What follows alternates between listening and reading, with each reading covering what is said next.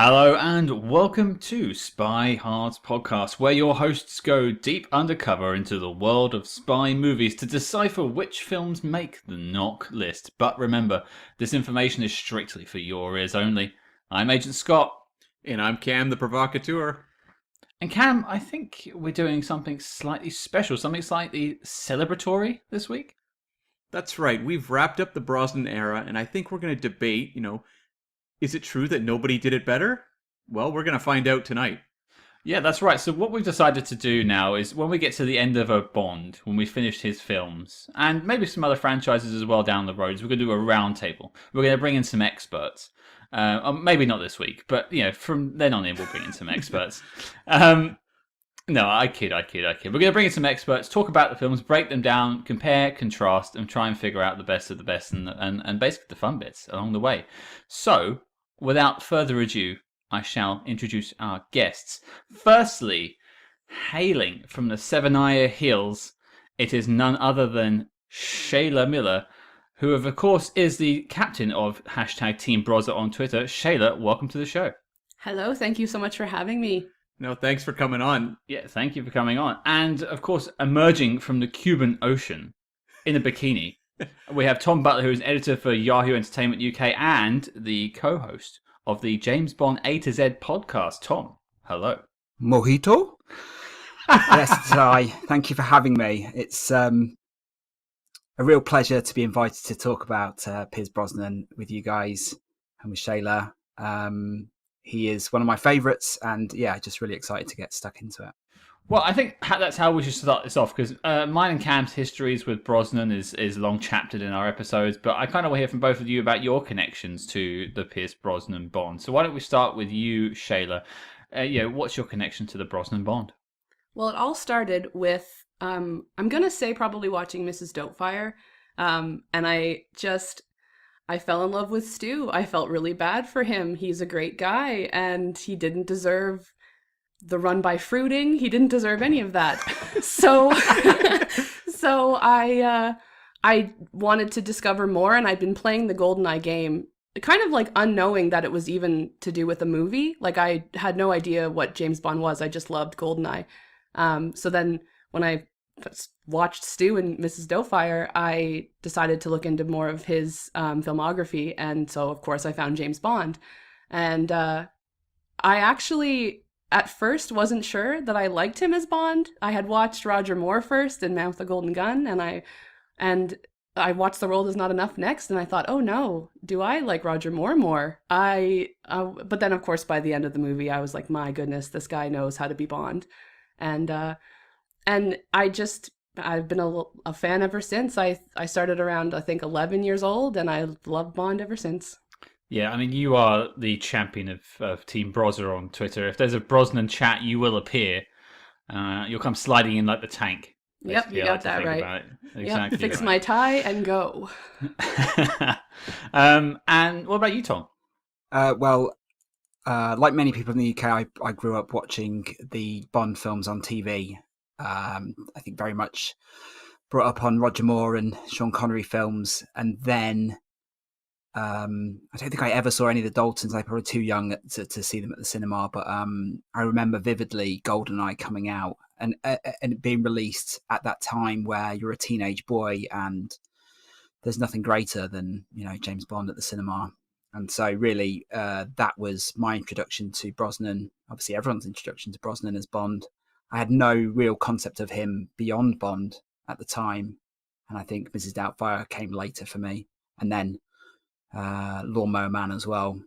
Yeah. But yeah, I saw GoldenEye, Tomorrow Never Dies, World Is Not Enough, and then Die Another Day. I have to confess, I was probably a bit busy doing other things by the time it came around to that film coming out. So that's a film I've discovered more recently. I mean, say more recently, within 15 years of it coming out.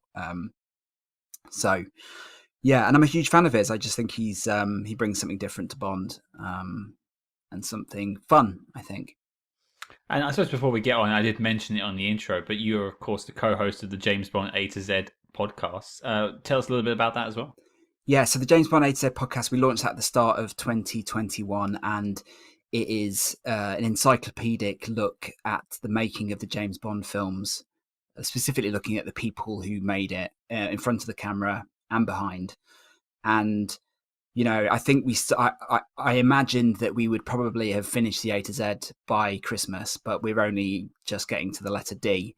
So it's taking us a lot longer than we thought it would. And I think it's because there's just so many people to talk about. They say that you can't, what is it? You can't, it takes a town to raise a child. I mean, it takes a city to make a James Bond film, and there's 25 of them, right? So that's why it's taking us so long to get through. But we're really enjoying it. Each Bond actor gets a special 2-part episode, and then we get guests on as well to talk about them as well. So we've done Sean Connery, we've done Pierce Brosnan, we've just done Dalton as well. And Brosnan, I would say, is the one that we probably had the most fun doing.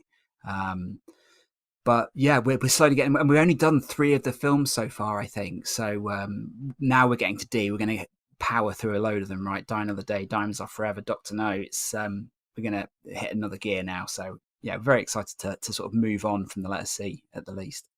Did you cover the 67 Casino Royale? Or are you holding that one off the table? No, we did that. Yeah, I think it's because it's just so integral to the story of the James Bond films that we couldn't ignore it. And I had to watch it for the first time for the podcast because I had done the thing. I just ignored it because it's not a proper James Bond film. But I have to say that was one of the most enjoyable things to get stuck into because it's a Bond that it's like discovering a new Bond. It was amazing. It really was good fun to dive into. The film is dreadful, but the story behind it is fantastic.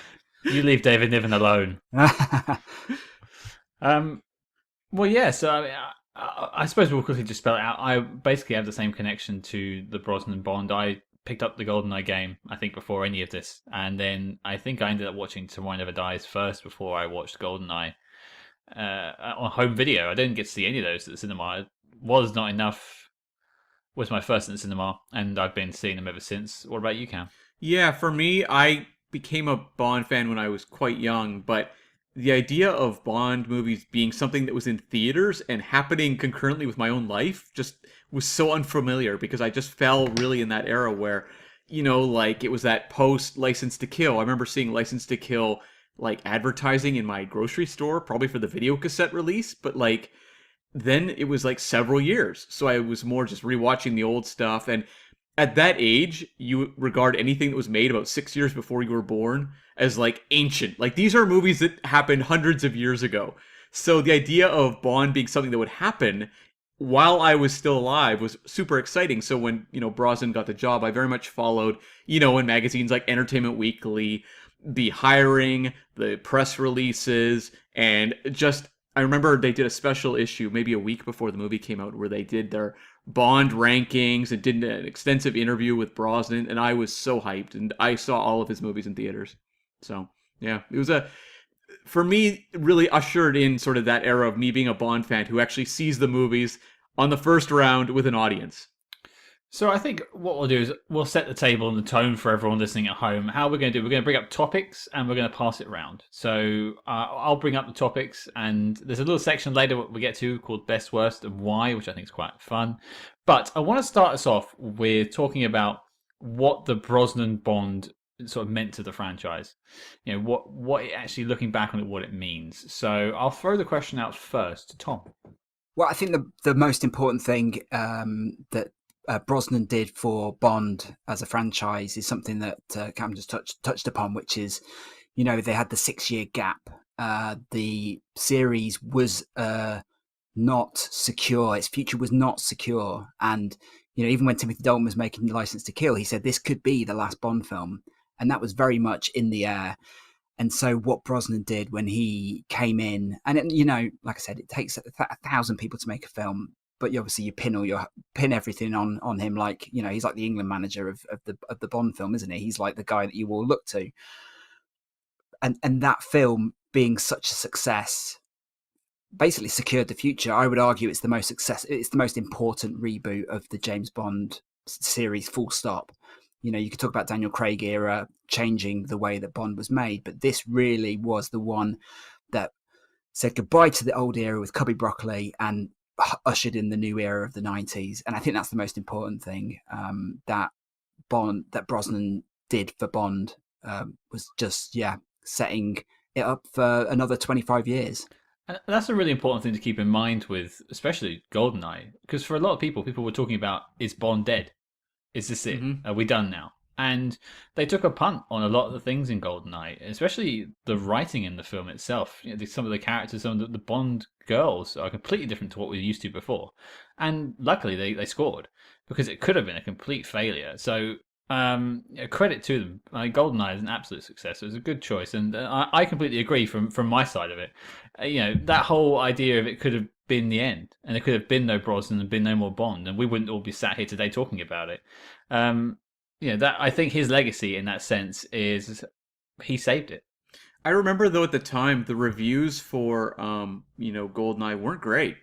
There was I remember, Siskel and Ebert, it was like a 1 thumb up, 1 thumb down. There was a lot of 3-star or C+ kind of reviews for it. It's one that at the time people were a little dismissive of in terms of the critical circles as, it's just another Bond film. But it's one that, with the distance of history, we kind of understand how important that film was, and perhaps when measured against some of the other Brosnan movies to come, would be very much viewed as the triumph of that, 4-film series. Well, Cam, was that your thoughts on it, or do you have any more on sort of what he meant to the franchise? Yeah, I think what's important about Brosnan as well is that the Dalton era, they never really cracked it with audiences. It seemed like they wanted to do more of an 80s action hero thing, and people weren't really taking it. License to Kill did not perform particularly well. And so it felt like Bond was a little out of favor, and they didn't know how to position him for a new audience. And it feels like with Brosnan, they cracked it. They made him a more emotional Bond than we'd really seen before. They worked in some of the humor of the Moore era. I think one thing that's often pointed at with Brosnan is that people don't really know how to define his Bond in comparison to Roger Moore's the comedic Bond, Timothy Dalton's the serious Bond, whereas Brosnan is the blank. They don't really know. But I think what's important is they were very much balancing all of the elements to try to find an actor who could inhabit that. And it paved the way to do more radical retellings with Daniel Craig. You had to get back on solid ground and have a really solid Bond actor to be able to experiment again and win the audience back over. Yeah, he really did feel like sort of an amalgamation of what had come before. Whereas when they had other Bonds, they always tried to do something slightly different. Yeah, the only one you could compare is maybe Lazenby. Felt a little more like them trying to mold another Connery type. But with the one movie, it's really hard to say, because maybe if he does 2, 3, 4 movies, maybe by the time we get to a third Lazenby film, it's taking a drastically different direction than what we would see from a Connery Bond. Who knows? Yeah. What do you think, Shayla? That was actually going to be what I was going to say with what he brought, because I feel like he brought all the positives of all the Bonds before him, and I think sometimes people just say he's a greatest hits or he was the safe choice, but I think that in itself, being a greatest hits or taking all of the best parts of all the other Bonds and bringing them together, I think that's a positive, because he had the talent to be able to do it all. The worst quips he sells. And just hey. And I just, he does the serious side really well. He does the humor really well. I think it's a shame we probably never got to see the full Bond that he wanted to be. I think after Die Another Day, I think that would have been the Brosnan Bond performance. But all the 4 we have are incredible. But yeah, I would say just, bringing all of the aspects of all the other Bonds that worked, bring them together in this beautiful package. I think that is a very impressive feat. I also wonder, too, if because they cast a very solid actor who won audiences over very quickly, it allowed them to experiment a little more outside of beyond the Bond character, because, it is the 90s. They're looking at it more as a modern concept on the franchise. So you're able to now bring in Judi Dench's M. You can start to shake things up a little bit around the character, but if you keep the character consistent, the audience, they don't necessarily grate on new additions. They just focus on what matters to them, which is Bond. John Cork, the author of the book, the James Bond Encyclopedia, we had him on the podcast recently, and he was instrumental in writing the character Bible for the Pierce Brosnan era. So he wrote this document for Eon, the James Bond of the 90s. one of the key mantras is the world has changed, but James Bond hasn't. So you're right. It's like, they mix everything up around James Bond, but Pierce Brosnan holds that ship steady at the center of it, right? And as you were saying about the quips, he delivers the quips whether they're good or bad, and the difference between him and Dalton is he looks like he's happy to do it, whereas with Dalton, sometimes it seems like he's doing it under duress. And I think that's something that Brosnan brings to it, and something we discussed as well on our podcast is when you think about how Brosnan came to the role, which is, he was cast and then he had to drop out to do the final season of Remington Steele, and then they came back to him. He's really the one actor out of all of them who really loved being James Bond. He's the one that would have carried on at the end and would have done more. I think the others, obviously Sean Connery, just became disenfranchised with it, didn't even know what Bond was when he signed up. Lazenby, I mean, that's a whole story in itself. Roger Moore almost was like born to play that role, and he just inherited it, right? And was happy to just carry on doing it as his regular gig. But Brosnan, I feel like, is the one that just loves being Bond, and I think that's infectious, and that comes across on screen. And he cared about the character, because you hear so many interviews where he constantly wanted to push for more development of James Bond as a figure, which the past iterations they didn't really try to do, other than really on Her Majesty's Secret Service. You got bits and pieces in the Dalton era, but not to the degree I think Brosnan was pushing for. And I remember him being very vocal. He wanted to get Tarantino in to direct a Bond movie, for example, and do like a Casino Royale film. He was someone who saw a lot of potential in the character building, which I think a lot of the reaction from fans at that point was a little dismissive of like, get over yourself. But it was kind of him pushing that boulder uphill that opened the door for Daniel Craig to really be able to do those character-centric Bond stories that actors in the past had not gotten to do. One question I had as well is maybe looking at what he brought to the role himself, looking at his sort of past work. He did Remington Steele, then Remington Steele ended, he did some films, we've mentioned Mrs. Doubtfire. What did he bring to the role himself? What do you think, Cam? I think it is that more emotional take. You saw bits of emotion in the Lazenby one for sure, with the relationship with Tracy, but it feels like when you watch the Moores, you watch the Daltons, you don't get as much of an emotional stake in the relationships going on in the film, whereas when you watch what Brosnan brings, whether it's the relationships with like Electra King, Natalia, these relationships matter to the character, and they're also working in things like, Bond feeling disavowed or betrayed by MI6 in Die Another Day. Aspects like that showed that this was a Bond that actually felt something, whereas in the past it often felt like they played him maybe even a little too hardened, or in the case of Moore, I don't even know what to say, a little flippant of everything going on around him. I mean, to be fair, I cried at the end of The World Is Not Enough, but that was mostly from the pun, so... Fair. Yeah. Don't jump the gun. He still delivered that line. He delivered it. Yeah. Come on. He said the words. He said the words. What do you think, Tom? I think Brosnan brought to it certain physicality that we had been lacking. I mean, I know Dalton was very sort of pro doing the stunts, but I think Brosnan just had more presence, and he looked more physically capable of dealing deadly blows to the bad guys. And the way he just blusters into GoldenEye, I just think is fantastic. He's an action hero in that. And he looks like a matinee idol as well, which again, Dalton looked great, but Brosnan just has another look to him altogether. I know that he sort of had a certain amount of stage experience, but I think he went from being stage and had very much a target on being the matinee idol. And I think that's what he brings to it. Dalton, obviously, very theatrical. Roger Moore, very sort of classic Hollywood feel to it. And then Sean Connery, maybe a bit more methody style to him. But Brosnan brought that leading man persona and physicality, I think. I never thought about that. He really is, in many ways, like the movie star James Bond in comparison to the others. Connery obviously became a movie star, but earlier on, yeah, it's sort of that kind of the rough and tumble guy in a suit. That's interesting. Yeah, I never really thought about that. Shayla, what do you think? Well, I think that Cam and Tom nailed it. He brought the emotion, he brought the depth.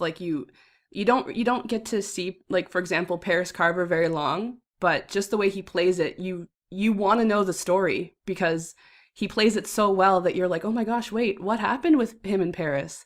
And again, it's kind of like what I said before, where he just sort of brought the ability to do all of the things that were good about Bond before. Like he can nail the funny stuff, he can nail the serious stuff, and just like he brought it all, and you can see it on screen. Whether the films are good or not, you can see that he was absolutely in love with what he was doing. They're all gold. What are you talking about? I remember Ebert saying something like early on, being like, I don't know about this Brosnan guy as Bond. I don't know that this really works. He's too kind of light and, not as much, grittiness as Bond. But I remember by the time he got to like the later movies, his reviews were like, Brosnan can have this role as long as he wants it. Like, he is James Bond. So he definitely did win everyone over by the end, even if the movies kind of were a little bit of diminishing returns in many ways. I'm going to sort of reiterate something Shayla said earlier, but in a different light. There was a concern Shayla was saying about him being a safe bet and then not taking a chance on someone else. But that's exactly what you needed to relaunch Bond, is someone that you could trust. He was almost Bond 2 films ago. They wanted him to be Bond. They knew he could be Bond. And they wanted someone that could walk in and be like, yes, I'm Bond. And? Questions? Yeah. And just get on with it. And everyone did. They saw him jump off the dam. I mean, it wasn't really him, but you know what I mean. And they're How like, dare you? Yes, it was. How dare you? But that's it. They just bought it day one. And that's what you needed in 95. Yeah. All right, folks. Now, I come up with a little section called Best, Worst, and Why. We're going to bring up a topic, say villains, and we're going to throw it around and pick out the best, the worst, and why, and then sort of rank them a little bit. So, first up, as I mentioned, we have villains. So, everyone, best villains. We'll start with Cam. Okay, so for me, this really comes down as a choice between Xenia Onatopp and 006 from GoldenEye. I think GoldenEye really set the bar very high for villains, and I'm not sure they ever managed to beat it. I think in many ways Xenia's the more iconic one, and I think Famke Janssen kills it, but there's something about the 006 character that when I first saw this movie, I don't know that like Trevelyan jumped out to me as an all-time Bond villain, but over the years as I've rewatched the movie more and more, he's a character I find consistently fascinating because they tried the Dark Mirror Bond thing a couple times. We got it with Red Grant in From Russia with Love. We got it with Christopher Lee in The Man with the Golden Gun, Scaramanga. But I always felt like it was a little underdeveloped there. It was a great idea. I think when people write about it, they of course like Red Grant. Of course they like Scaramanga. But it's like they didn't quite exploit that Dark Mirror thing as much as they could. And it felt like with Trevelyan, they really nailed it, where you have the relationship between the two. They come from similar backgrounds. And then we get to see Trevelyan change into kind of your classic Bond villain with a scarred face. But what I love is when these two actually face off, it's not a case of like, Roger Moore like shooting Stromberg at the end of Spy Who Loved Me, where it's like, well, this power dynamic is very imbalanced. We are watching these two guys hurl each other downstairs. They have the same training. So for me, Trevelyan is a real top-tier Bond villain, so he's the one I rank the highest. Okay, we got one for Trevelyan. What have you got, Tom? I also had exactly the same top two, so I'm going to go for my third option, which is Boris from the same film. And I know he's not clearly not a villain, but he ranked quite highly for me just because I love Alan Cummings' performance, and he's such a memorable part of that film. I know he's not like technically one of the main villains, but I just think he's fantastic. I remember going to what they called what was the Hard Rock Cafe? What was the movie version? Planet Hollywood, and they had in the London one they had the Boris frozen, and that was like the centerpiece. Oh my Yeah. god! That sounds amazing. That was like the centerpiece of the one in London, and I just remember being transfixed by it. And for that reason, he just sticks in my mind. So I'm going with Boris. And if you need more options, come back to me. Okay, we've been curveballed with Boris here. That's interesting. Shayla, what have we got?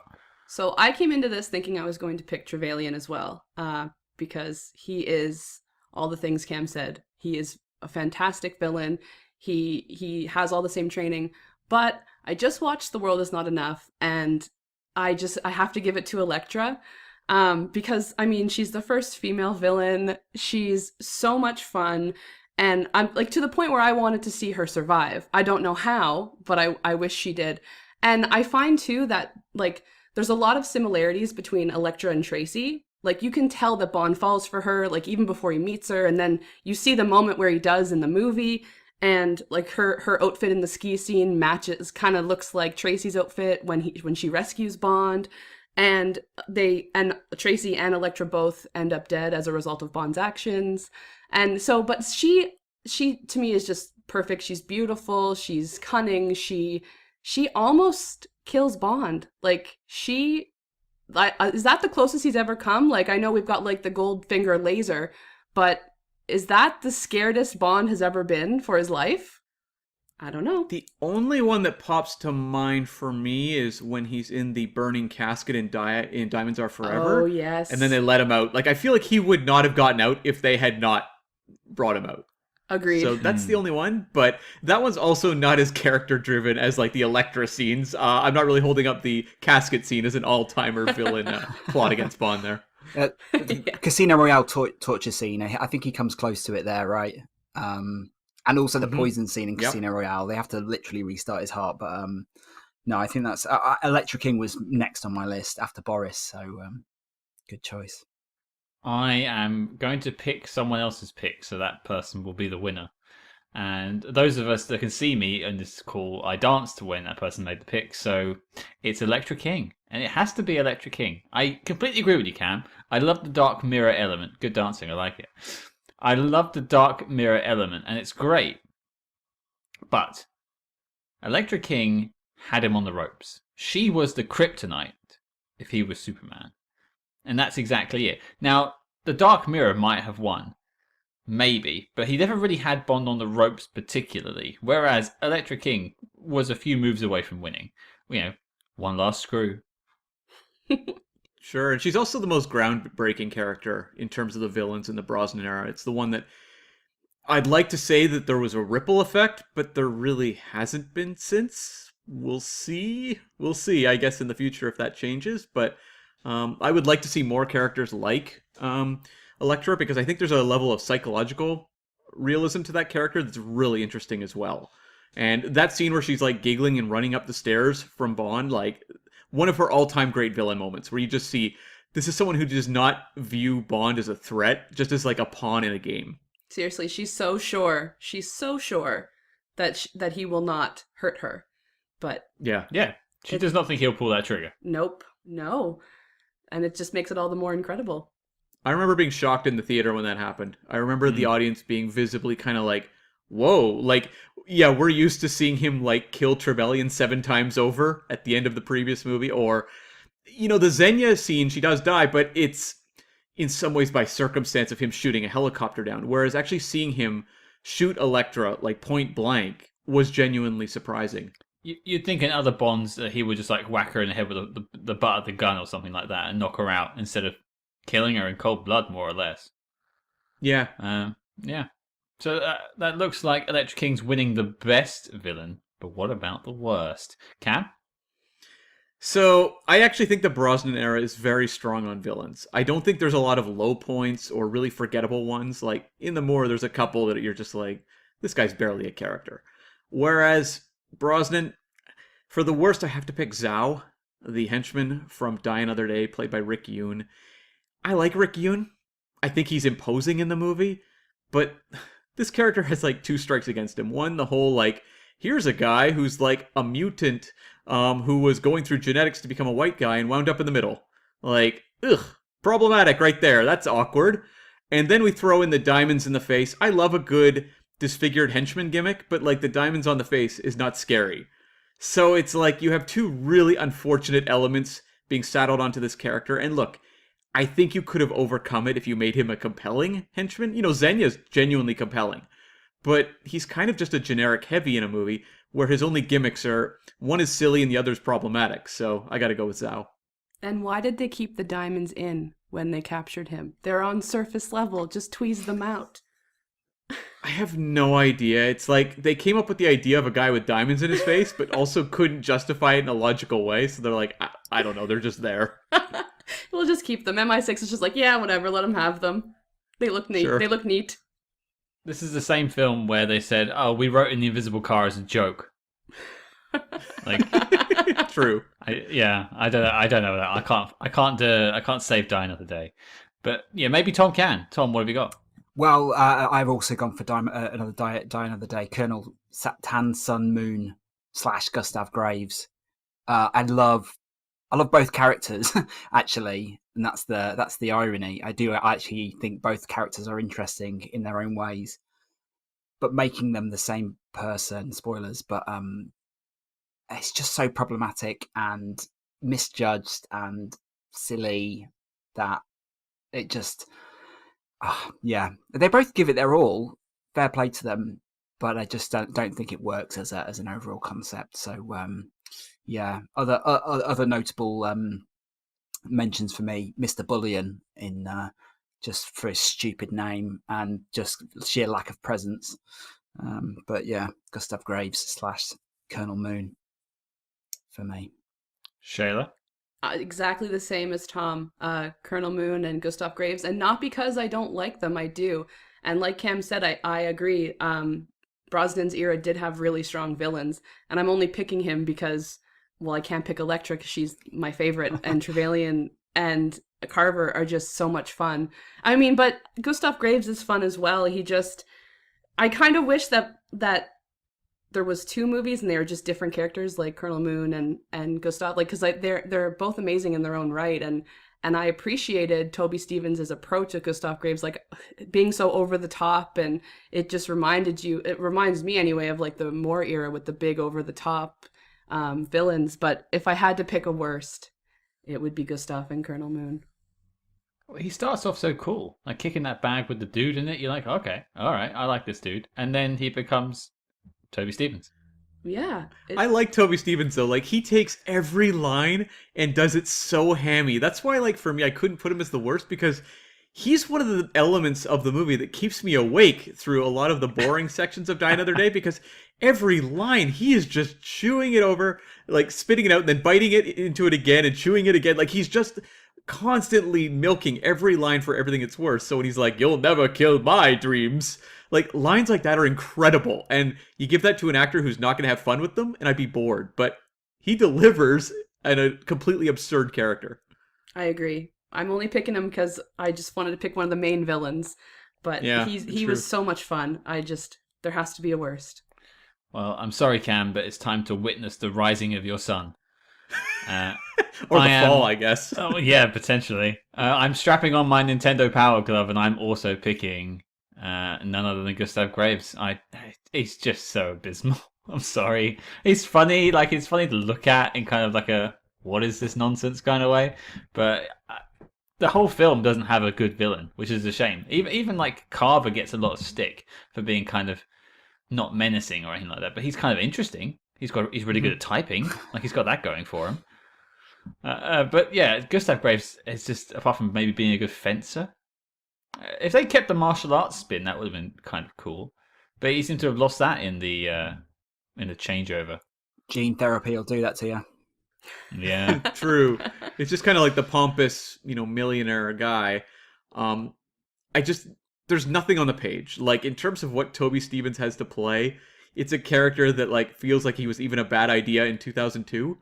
So you can only really appreciate that Toby Stephens is just going crazy. Just absolutely going crazy with the character. you're only going to get one shot being a Bond villain, I guess. Yeah. Unless you're Jaws. Unless you're Blofeld. Oh, Blofeld too, yeah. And I mean, now he plays Bond in the books, so he gets to live the dream of Bond as well now. So good for Toby. I'm glad That's he right. got that, because having Gustav Graves on your CV is not great. I think being a Bond villain is great no matter what. I don't care what movie. If I was a Bond villain, I would just soak it up and I'd be so happy to be there, whether it sucked or not. I'm sure he looks back on that and thinks, "Oh my gosh, I had so much fun." Maybe. At least he's more interested in the Christoph Waltz. Yes. Well, yeah. We'll see. No Time to Die, fingers crossed. He's not Bond's Yeah. brother. That's great. Well, Yeah. That's really good. Well, there you go. It looks like Electra King is running away with Best Villain, and Worst Villain is going to Gustav Graves. Shock horror. Let's move over to gadgets. Best gadget, Cam, what have you got? So I dig the laser watch in GoldenEye. It's really cool. I love it in the video game. But it also feels, kind of just an evolution of what we saw. For example, the Saw watch in Live and Let Die, things like that, the various watch gadgets. So I went with the BMW with the backseat driving in Tomorrow Never Dies. What a great action sequence. And it feels so inventive. A lot of the gadgets, they're just kind of pulled out randomly. And they feel a little bit, basically the movie's written around working a gadget in. Whereas here it feels like they came up with the idea and then we're like, how do we build the most memorable action scene in the movie around it? And you have Brosnan cackling like a schoolboy in the back of the car. You're coming up with all these scenarios for what the advantages of backseat driving. So for me, this gadget is one that gets a great showcase and it's a really fun concept. Tom? Yeah, I've got to say, I think that the Brosnan era is quite poor for gadgetry. The gadget iconography for Bond, I think, beyond the remote control car, I don't think there's a huge amount that really jumps out. So it kind of breaks my heart to say the Aston Martin Vanquish, the invisible car, which I think is a great invention, right? If it's real and they can do it, then I think that's a fun way of moving on the idea of the gadget car. I know it gets a kicking from people, but where else were they going to go with it? So that's my choice. The Vanish, as he calls it. I mean, you do get that really cool use of the ejector seat, which I think is an interesting take on it. Yeah. The cloaking device is terrible, though. Well, I've always been curious, Tom, a lot of people will point to the Vanish as like the breaking point for the Brosnan era. Like that is the problem with that movie. Now, did you sense that when you were watching it, and how have you sort of resolved over the years, people's relationship with this car? I agree with you. I don't think the car is anywhere near as offensive as the way people treat it. What do you think it is about the car that drew the ire of people in a movie that also had Bond, paragliding in front of, chunks of ice?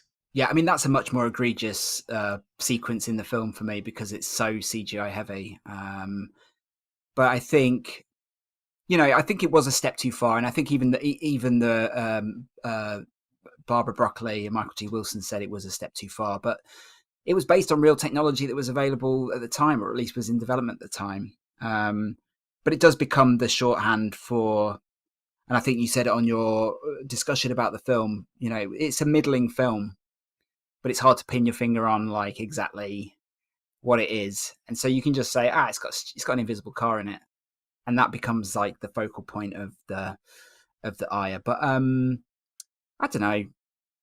Like I said, I just think it's a poor era for Bond gadgets, but it's the one gadget everyone remembers from the Pierce Brosnan era. So I would say for that reason, it's a good gadget. Excellent point. Yeah, it's true. Well, we've got two car-based gadgets. Shayla, what have you got? I actually picked the sonic ring in Die Another Day. I think that would be so handy to a spy. Like, imagine if Silva would have kept it from his days at MI6. He could have busted out of that glass cage that they had him in when they caught him, even though he didn't want to escape because he wanted to be captured. He's pulling a Joker or whatever he was doing. But I just think that'd be so handy for a spy. And it's super handy for Bond in the film. That saves his life, too, because he gets to bust the floor out and not get shot by Miranda Frost. So that one wins for me. I thought that was really clever, and it's something that I don't think that villains would think of to look for, like just a ring on his finger. I just thought it was kind of like a really cool, just kind of incognito kind of gadget. What I like about the ring is that the audience forgets about it. It's set up, and you go, oh, okay, cool.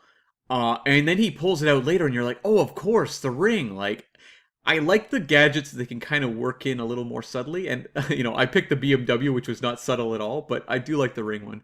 I mean, the BMW, that was a top choice for me as well. But there's just something so cool about the ring and different, because Bond always has cars, but he doesn't always have a sonic ring. So I just thought it was, really cool. I'm jumping on the BMW bandwagon from Tomorrow Never Dies. It, Well, it has a bit of a personal connection with me, actually, that one, because we watched that film as a family, and we would pretend in the back seat that we're driving Dad's car for him, or we would like sit whilst he's out shopping in the car and pretend that we're driving around the car park, and it was just kind of a cool thing in our family. So we always just make jokes about that car. So I just, whenever I watch that scene, I get that sort of nice tinge of nostalgia, and it's just fun. It's shot in a car park in some like suburb as well in London as well, isn't it? It's a very like is it? I can't remember. It's like I can't. Brent something, isn't it? Brentwood or something like that. Yeah, Brent Cross. Brent Cross. Yeah, it's like a really like unassuming shopping centre they filmed it in. Yeah, no Avis next door to plunge it into, though, unfortunately. Well, it looks like the BMW's taking it away and driving off with it. But as for worst gadget, Cam. Yeah, I don't think there's like a really egregious gadget in the franchise, but the one that always kind of grated on me was the inflatable avalanche jacket in The World Is Not Enough. Because, like, okay, the movie is basically reverse engineered around this gadget, because when they introduce it, you're like, okay, sure. It's like they knew Bond was gonna go skiing and like trigger an avalanche. Like it just feels like the movie bending over backwards to accommodate a gadget as opposed to actually it feeling organic to the story. So maybe in a different movie I wouldn't pick this one. Like had they introduced it right at the start of, I don't know, like one of the more snow-based Bond films, I'd be like, makes sense. Bond's going to the Alps, I get it. Here, come on. Yeah, it was definitely a strange one. Tom? I had the snowsuit also on my list, but yeah, I'm gonna say another car-based one, and it's just beyond the remote control BMW, all the other BMWs that Bond gets, just because they just don't feel Bond enough to me. It's he gets, what is it? Is it the Z3 in GoldenEye, and then yes, he gets another one in The World Is Not Enough. And they're nice enough cars, but they don't have the classic appeal of yesteryear for me, at least. It's not a Lotus, it's not an Aston Martin. It's just a commercial deal that they made to get these films off the ground. They did a 3-film deal with BMW, so they just haven't stood the test of time for me. That's probably the most affordable Bond car that if you wanted to buy one now yourself, you could probably pick one up for quite decent money because they're just so common, and that's not what you want for Bond. You want him to be driving prestigious motors. So yeah, just don't try and drive it from the back seat. Yeah. Yeah, I get what you mean about not feeling quite right. I mean, you look at the Aston Martins; they just have that timeless feel to them, but then again, he's like the Bond of the new millennium. Maybe they needed to shake up the image. The one in GoldenEye, though, is pretty, like, lame, where it's just, like, one quick shot of him driving to a plane.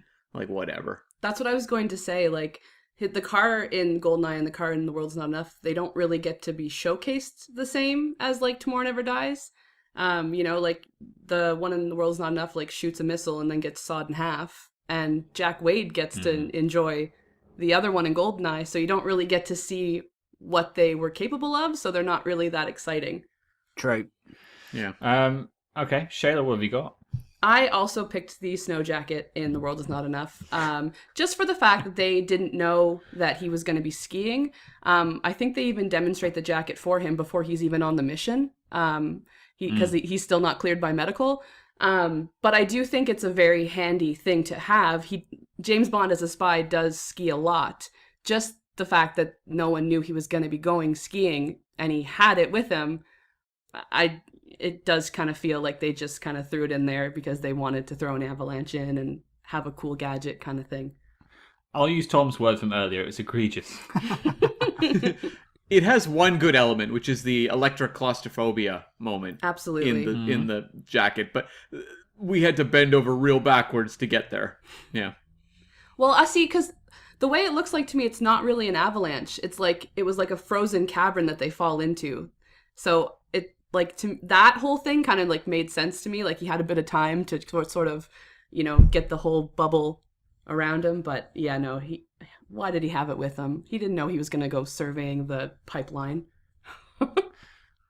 I think the snow jacket's going to run away with it. So I will just throw out a funny one that I didn't like. which is Q's leg cast rocket launcher.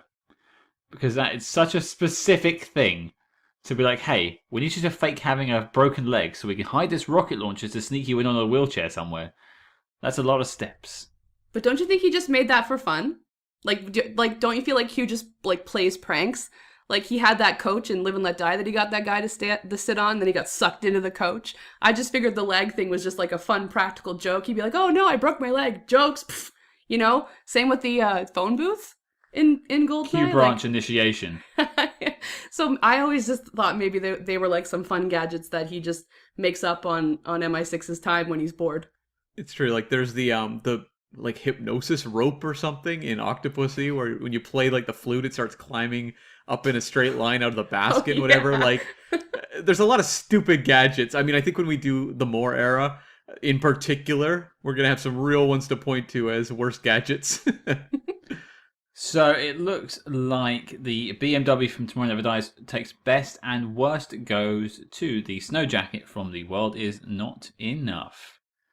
Next up on best, worst, and why, we have Bond girls. So let's change up the order this time. Let's go to Tom first. Best Bond girl. Well, I don't know if this counts or not, but Judi Dench as M. She considers herself a Bond girl and is, for me, the definitive character beyond Bond in the Brosnan era. So, yeah, I mean, that's just an open goal, right? She's fantastic. She was, left field choice at the time, but really proved to be the best person to be the foil for James Bond. That whole scene where she meets Bond for the first, we meet Bond for the first time with M, and she calls him the dinosaur. It's just fantastic. And then as her character evolved, just got better and better with each film until she was sort of very involved in The World Is Not Enough, which I think was sort of the natural evolution for that character. And she obviously outlived Brosnan as Bond as well, which is another big tick for her. So that's an easy one for me to choose. So solid choice. Yeah, it felt like they also understood the potential of like M as a character. I mean, Robert Brown and Bernard Lee are great when they play M, but it also felt like they're not really characters. They're there to set up the mission, trade some barbs with 007, but that's about it. We stopped them there, where it felt like once you got Judi Dench, it felt like they knew they could actually write a compelling character. And so that's a really strong choice. Well, what about you, Ken? So for me, I go with Natalia from GoldenEye. She feels like an evolution of where they've been going with Bond girls, because you look at the Dalton era and Pam Bouvier and Cara, I think they're developing them more than some of the ones from the past. But what I really like about Natalia is that her story starts long before Bond is even involved. She's there at that, satellite station. She takes part in the GoldenEye, or not takes part, but is, a victim of the GoldenEye attack and the only survivor. And we get to follow her journey so that when she actually meets up with Bond, she has her own thing she's bringing to the table. She is the computer hacker, and it's a computer hacker I actually buy in a movie versus like some of the ones we saw in movies like, I don't know, Hackers or The Net.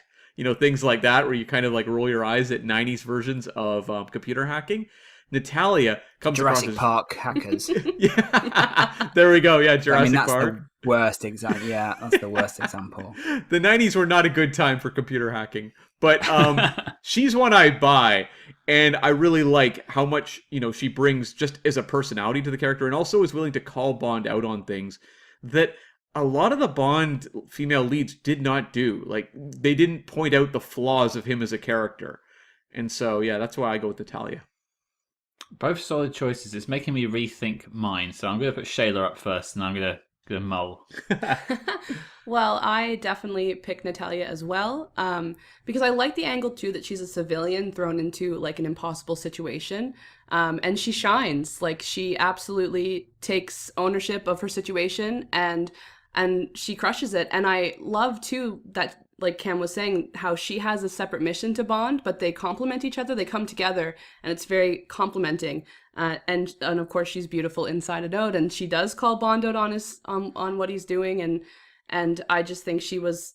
I don't know that there's been a better Bond girl since Natalia. I mean, Elektra, sure, but she's kind of a villain. picture her more as a villain.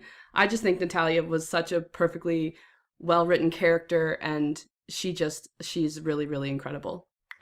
I think I'm going to be cheeky. My pick, I'm going to move to another column that we've got coming up, and I'm going to replace it with Natalia. I mean, for the aforementioned reasons, but she's just... If you were ever going to rank all the Bond girls, I think she's got to be in the top 5. She rewrote the script on what the Bond girl could be. So yeah, I mean, but also fair point with M. Yeah, that was clever. I didn't think of that at all. That's a great shout. I mean, I wouldn't call her a Bond girl unless Judi Dench herself called her a Bond girl, which that's what she does, and so I'm sticking. You don't disagree with Judi Dench. And also, they do write that character in sort of the female lead role by the time you get to Skyfall. So it's really like the evolution starts in the Brosnan era for sure. Okay, well, Natalia is taking the best Bond girl. What about the worst? Tom. I don't really like the whole idea of a worst Bond girl. I had a few names on here. I tell you what I'm going to go with, and I'm going to go with this simply because of her name. This is from The World Is Not Enough. Do you know the doctor that treats Bond is called Dr. Molly Warmflash? Yeah. And I wasn't aware of this until I was looking it up earlier. And for the very reason that her name is Molly Warmflash, which is just an absolutely outrageous name. So yeah, World Is Not Enough, Dr. Molly Warmflash. Outside the box thinking, again, I like it, Tom. Cam. I also have to go with a character who's a doctor from The World Is Not Enough, and that's Dr. Christmas Jones. Also with an awkward name. The World Is Not Enough. You know, you got Elektra up on the top tier, and then you've got other characters who are a little iffier. Christmas Jones, I'm not here to bag on Denise Richards, who I think was hired to do the job she did. But like, when you look at Natalia, when you look at Y. Lin in Tomorrow Never Dies, they were trying to write interesting characters. And like, Denise Richards was given nothing. Her character does two things. She gives a lot of exposition, and she acts jealous over Bond and Elektra. There's no interesting dynamic here. So I hold the blame for Christmas Jones more against the writers and the creative team around Denise Richards than I do her performance. Like, is it a great performance? No. But a lot of actors would struggle with what they're given on the page with this one. It's like all the writing went to Elektra, and then that was it. Like, yeah. All of the power that they had went to the Elektra character. Yeah. It's such a bipolar film in that sense. Like, it's literally both sides of that spectrum. Great and dreadful. Shayla, what have you got? So I went with Paris Carver, because I just don't really think Terry Hatcher's a good actress. I mean, I'm sure some people do, and that's really cool. Just my own opinion. She didn't sell her past with Bond. Like, I believed it with Pierce. I was like, yeah, okay, like they had a past. But with her, there wasn't enough depth to her or something. I mean, she's not given much to do, and that's not Terry Hatcher's fault. But I just felt like she fell flat, and I didn't quite buy the chemistry between the two of them. Like, I bought the whole the past thing. Like, I believed that they had a past, but their chemistry still was kind of weird. So it's definitely Paris for me. I know there was like behind the scenes tension, or I heard there was behind the scenes tension with the two, and of course I think she was pregnant at the time, so they had to sort of rush her filming. So I can understand why there wasn't a great chemistry there, but for a character that was meant to be kind of this Tracy-esque character, I didn't feel that. I didn't feel the heat. Pretty tough to establish that in two scenes. They wanted Monica Bellucci for that role, and she declined, I think, or they couldn't get her for whatever reason. But it is a great concept, the first Bond girl that has a history with Bond before they meet together on screen, which is just ripe for potential. But you're right, I think it was just a completely missed opportunity. Well, it looks like Christmas is coming twice this year, because that is also my choice. No. And I am here to bag on Denise Richards. I'm going to take shots on this one because, and I did on the episode too. I'm no fan of her performance. I mean, this is the lady who was on 30 Rock years afterwards, saying she played a nuclear psychiatrist in a James Bond film. So, you know, I mean, that was parody, and she meant it in jest, of course. But then it wasn't written by her either. A character that was written for a punchline, nothing else to it. Yeah, and I remember that they were looking to cast Tiffany Thiessen as well, like she was up for the role. It does seem like they were kind of just going with kind of the popular sort of TV or pop culture actresses of the time. Like they weren't looking for actors the way they were with, Sophie Marceau, for example. When they hire her for Electra King, they're looking for someone who can really deliver a dynamic performance. It seems like with Christmas Jones, it was much more like set decoration. Which is unfortunate because, as we've said, The World Is Not Enough does some fantastic things with its female characters. It just also squanders that. Yeah. So, Natalia's winning best and Dr. Christmas Jones is winning worst. What a surprise on the worst one. I don't think she's that bad. I thought everyone would choose Madonna, to be honest. I suppose she would count as a Bond girl. Yeah. Sure. I mean, there is a category she might appear in later, to be fair. Spoilers. Oh, yeah, coming soon. Well, let's move on now to allies. Best Bond allies. We'll keep the order from last time. Tom, you're up. It was actually your suggestion, so we hope you've got a good one. Yeah, I mean, I'm going to go with Q just because it's Desmond Llewellyn, and he's just such a huge part for me of the Brosnan era. It's the last films that he appears in with Bond, and that just is a connection to the heritage of Bond. And I know he was really struggling at the time to make these films. I think he had like massive cue cards that he would read from, but he just makes them Bond films, right? Like he's just that safe pair of gnarly hands that comes in and does the jokes and just worked so beautifully with Pierce Brosnan. So yeah, I'm going to go with Q. I know it's a bit of an obvious one, and then my backup would have been Wade because I just think he's great. I mean, it's such a shame, and obviously, wishes were fishes, that he didn't make the 20th film because that was a celebration of everything that had come before, and that's him. If he had been in that scene, in that treasure trove full of previous gadgets, that would have been such a magical scene. Mm-hmm. But hey, c'est la vie. Cam, what have you got? So for best, I got Zukovsky, who pops up in both GoldenEye and The World Is Not Enough. I think he's more fun in The World Is Not Enough. I like the danger of the character, but he's given, just a little bit to do in GoldenEye. And they figured out how to pay him off so well. Robbie Coltrane is fantastic. We didn't get a Felix Leiter, and Felix is a very watery character at the best of times, really up until more recent days of, the depictions we get in the Craig era. But Jack Wade didn't deliver what I was really hoping for in terms of kind of that ally character that would, recur throughout the Brosnan era. But Zukovsky did. He was magnetic on screen, and his exit is amazing, where he's pointing the gun and does the wink and frees Bond as his final act. So there's a little bit of a redemption arc built into this character who was presented as not a particularly nice dude when we first met him. Well, he gets a scene where he gets to have two machine guns at one time, looking like a badass. What a way to go! True. Yeah.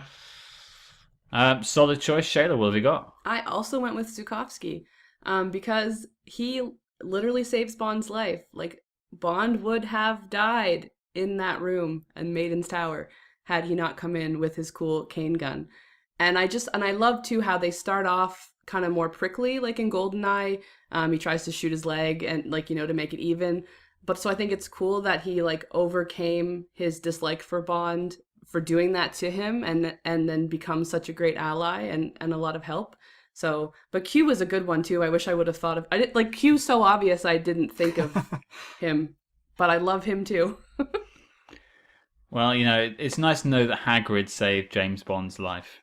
Yeah. He's a wizard. You're a 00, James. I said I had moved one from my Bond girl to this. And I'm not going to win this round because no one else has voted for her. But I'm going for Wei Lin. Yep. Okay. Again, she would have been my pick for Bond girl, but because I wanted to throw that one to Natalia, Waylon is fantastic. The only thing that holds her back necessarily from being the best Bond girl in that category is because the ending of her character is just very poorly written in my book. She shouldn't have been romantically interested in James. But what if she wasn't? What if she is just like him and she was just letting off steam on this stealth boat? I mean, they're both agents and they spent all this time together. Maybe she just was like, yeah, we killed the bad guy, let's go. Let's bone. Kind of like Jinx. So, Yeah. hey, I mean, because that never, like, that aspect never bothered me because I just kind of always thought they were just both spies doing the spy thing. Okay, I'll accept that, and that's a very valid point. I will also argue I didn't like the fact that she had to be saved. Yes, agreed. Yeah, I mean, me and Cam rewrote it in the episode with Janine Smith, Cam's sister, and our idea was, it's Bond in the water. Waylon has to save him. She fights Stamper. That's more interesting to me. I agree. That would be way cooler. Also, getting her back in Die Another Day, which they did plan for a little while, would have been fun. Yeah, that would have been cool. Jinx Johnson is okay. She has her ups and her downs, but it feels like in many ways a similar character to Waylon and one that's not as good. Yeah. Yep, so Zukovsky is winning best as for worst, Tom. Well, if it's going to be Q for best, then it's going to be John Cleese as, what do they call him? R? Is it R? R. As the worst. I just think he's dreadful. I can't stand him in this. Hot take. He's just irritating for me, especially when put next to Desmond. Desmond's is just such a pure performance, whereas John Cleese is just so hammy and over the top. He's just so he just doesn't fit the Bond world for me. So for that reason, it's John Cleese. And I love Monty Python. Don't really like John Cleese latterly, but he just doesn't belong in the Bond film. So for me, him. It almost feels like he's winking at the screen when he's being Q. Like he's in on the joke, whereas Desmond Llewellyn's was, I mean, I don't want to say deadly serious, but he was quite serious. He was the exasperated uncle, right? He was like, he was there to sort of help Bond, but was always, looking down, slightly peeved by what he was getting up to. But Cleese's character, what is he? He's just a clown. It's just ridiculous. I'm not into it. That's it. Well, okay. Silly walking over to Cam. What have you got? Admiral Roebuck. Yes! This is the deep cut that I want. I don't know if anyone remembers Admiral Roebuck. He's the very stuffy Navy guy who's squabbling with Judi Dench at the start of Tomorrow Never Dies while Bond's on the mission at the terrorist arms bazaar. And his whole job is to say things like, "What's Bond doing?" And then to be disapproving of everything that's going on. He's the character that's just put there to be wrong so that M can be right. So I call Admiral Roebuck. Finally. I did not see Roebuck coming. That is a great choice. I wish I'd thought that deep into it. Wow. I have to rethink my choice. Shayla? I actually went with Dr. Molly Warmflash because she should never have cleared Bond for duty. Not to say that, I mean, personally, I think that his arm should have been hanging and he shouldn't have been able to use it by the time World Is Not Enough is over. It magically survived an avalanche, the whole Zukovsky's caviar factory, but I pick her because she should not have gone against her doctor's license to clear him for duty, no matter what. Yeah, that's a good point, actually. Very unprofessional, Dr. Warmflash. And I mean, Moneypenny, she kind of gives it to her when she's like, to the job in hand or whatever she says. So. Oh, Moneypenny. I hadn't thought of that. I think the VR goggles kind of. Yeah, that's what I was thinking. A real question mark. Yeah, the idea of someone's using my image in their VR sexual fantasies. I'm not sure I want them on my team. They might be my worst ally. She's tied with her or Jinx. Jinx is pretty bad. Jinx is pretty bad. I don't know. I could learn to like her if I had the time. You couldn't go an episode without saying it, could you? You had to say it the once. No. Sod it. I'm going for Moneypenny as the worst ally. How dare she use Bond's image to please herself like that? Disgusting. Disgusting filth. Samantha Bond, I disapprove of you. I don't feel like they ever got a good angle on the Samantha Bond Moneypenny. Like, you completely understand the point of the Lois Maxwell one, but even like when you get to the Dalton era, Carolyn Bliss is given very little to do, and Samantha Bond, they clearly wanted to build up Moneypenny a little more, but it also felt like, I don't know, kind of repeat what they did with Lois Maxwell, but also have her, make a lot of cutting comments, but it just never really... I have a hard time really imagining there's a lot of real die-hard Samantha Bond Moneypenny fans, especially compared to what we got post that with like Naomi Harris in, the Craig era.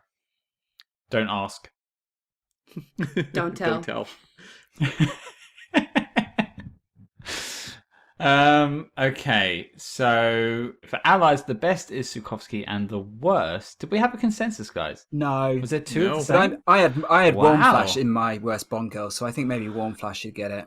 Okay, yeah, I like that. We'll use a vote from Yeah. another one. So is it Molly Warmflash? Is that her Doctor. name? Yeah. Doctor Yeah. Molly Warm Flash. I give her credit. She is a doctor at least. Allegedly. Yeah.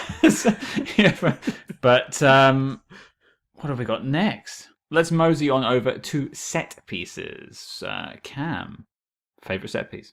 Okay, for me, it's the whole destruction of the GoldenEye satellite and the takedown of the fortress at the end of GoldenEye.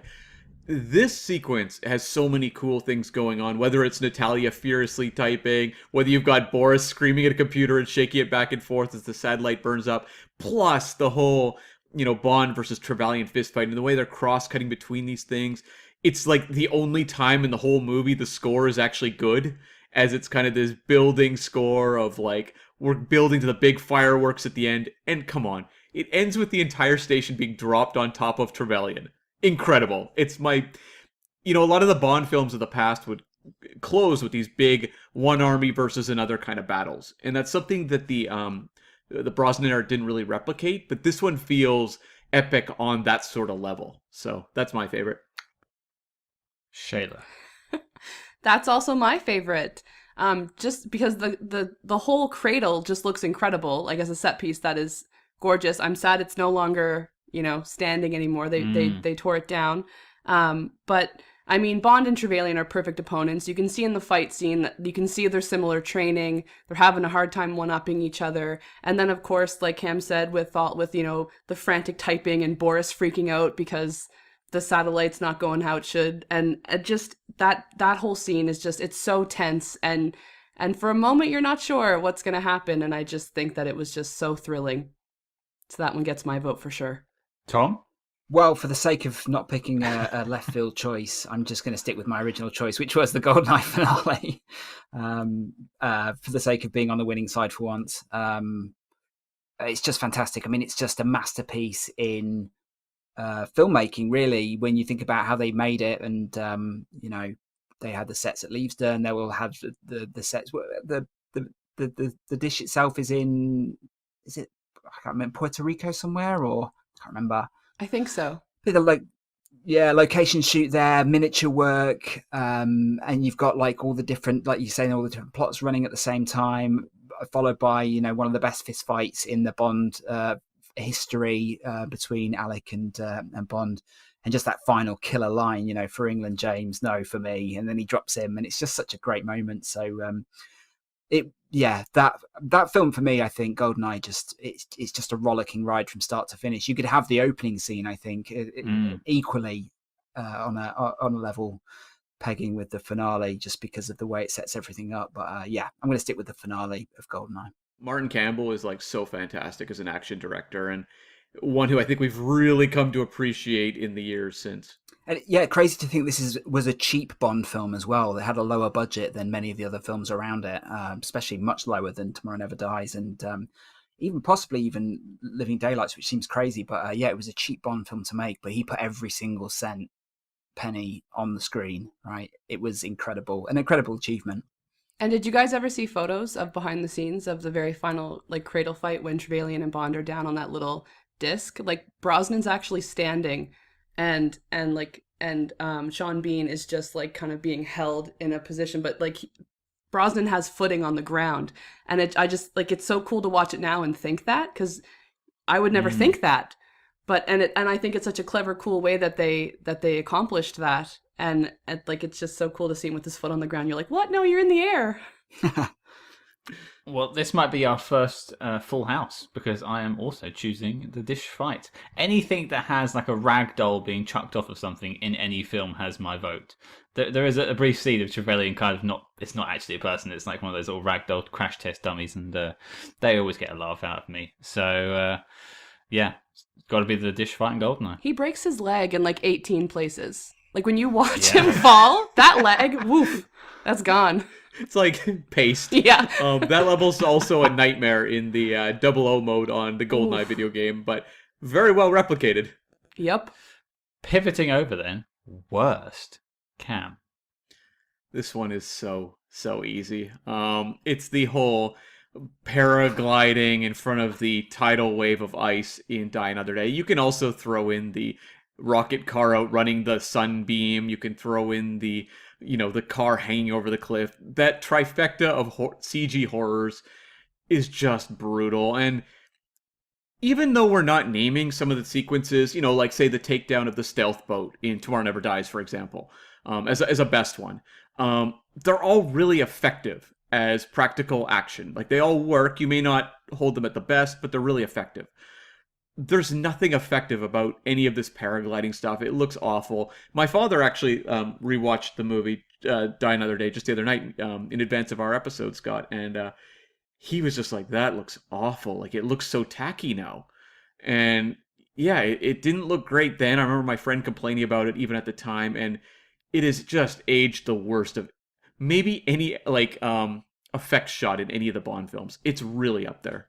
We recently did a guest spot, Cam and I, on another podcast called Flix Watcher, and we watched a film called Tremors, which I'm sure you're all familiar with.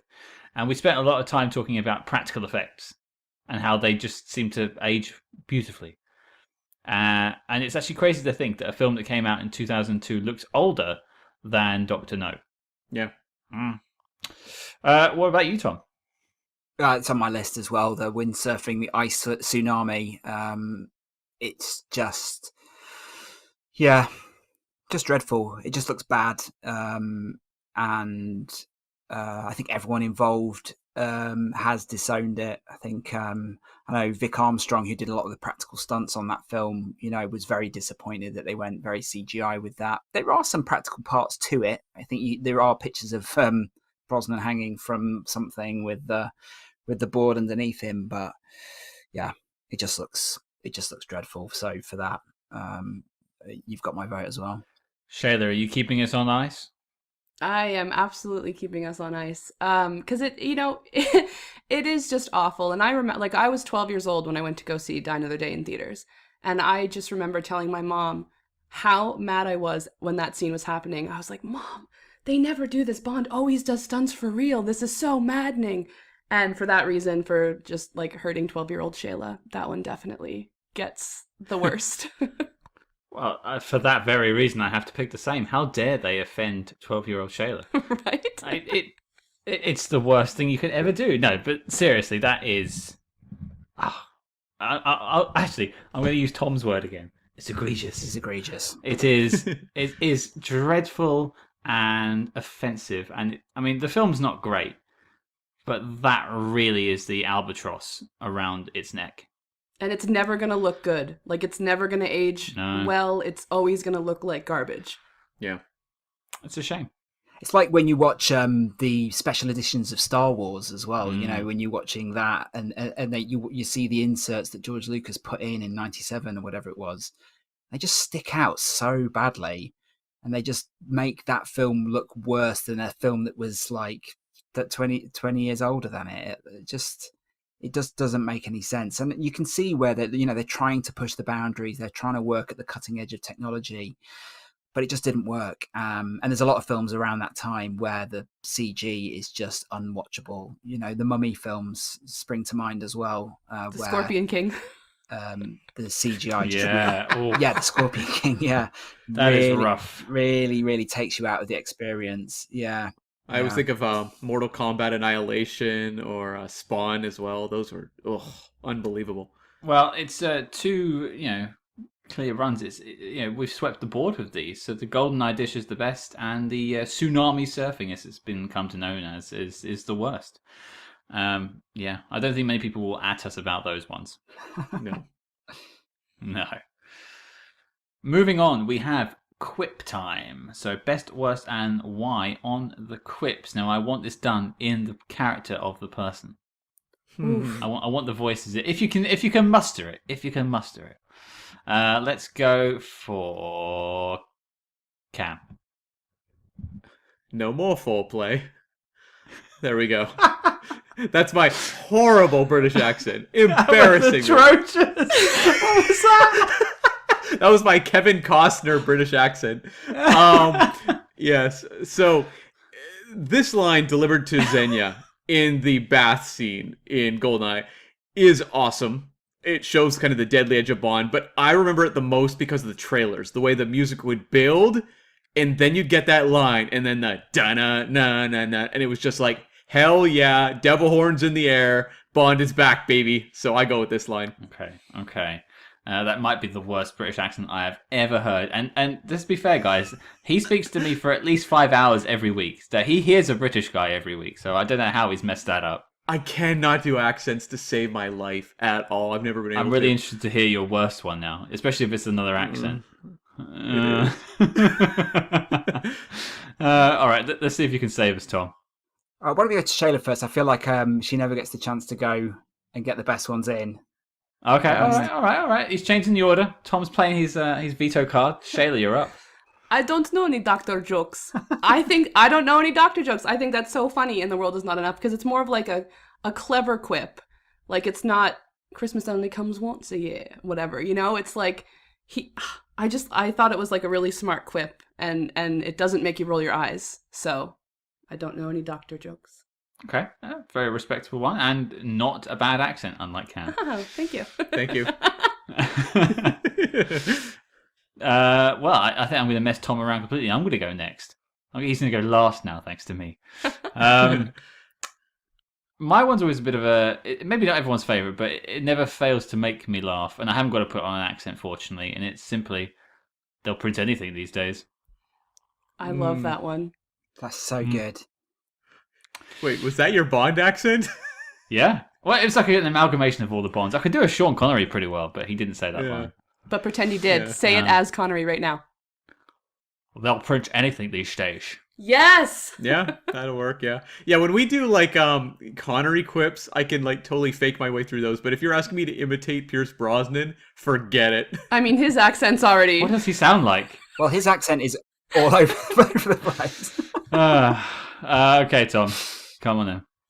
But that one always reminds me of the one from On Her Majesty's Secret Service where he's got a lot of guts because he's they're both like blood related ones, but I quite like that one. Anyway, so for mine, I'm going with, would you like to check my figures? Oh, I'm sure they're perfectly rounded. Which, it's just the way he delivers it. I think he almost looks at the camera when he does it. He like It's bites so into good. it. He bites into his words. He's like, oh. Yeah.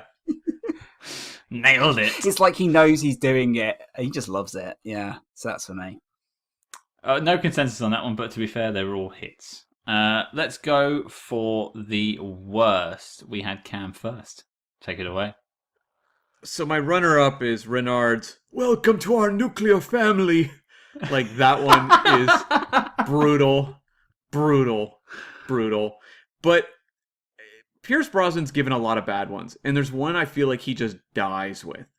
And it's the moment where he meets Mr. Kill, and he goes, "Oh, I can't do a Pierce Brosnan. I have to channel a British accent with layers of Irish accent worked into it. This is well beyond my talent level. I need to channel like my Keanu Reeves in Bram Stoker's Dracula here." It's sort of now there's a name. I sound like Mr. Burns. I'm just gonna say it. Now there's a name to die for. So I'm sparing the listeners the agony of me just dragging that one out. Yeah, that line is awful, and the setup is bad, the delivery's bad, the joke is bad. It's like the character's just been named for the joke, but the joke's Yeah. not good enough. It's like it's just such a waste of everything. And they cut Yeah. away from it so quickly because they know it's not funny. It's just like he says Yeah. it. It's like, oh, next scene, move. Yeah. Yeah, not a good one. Shayla? Well, speaking of quips that were only created because a character was named something, I thought Christmas only comes once a year. Yeah. I don't like it. I don't like it. It's bad. Don't like it. Don't like it. No. It's bad It's because bad. It's bad. that's the only reason they named her Christmas, and it's like, but why? Have you ever met anybody named Christmas? Anybody? No, me neither. No, but I've also never met anyone named Peaceful Fountains of Desire, to be fair. Fair point.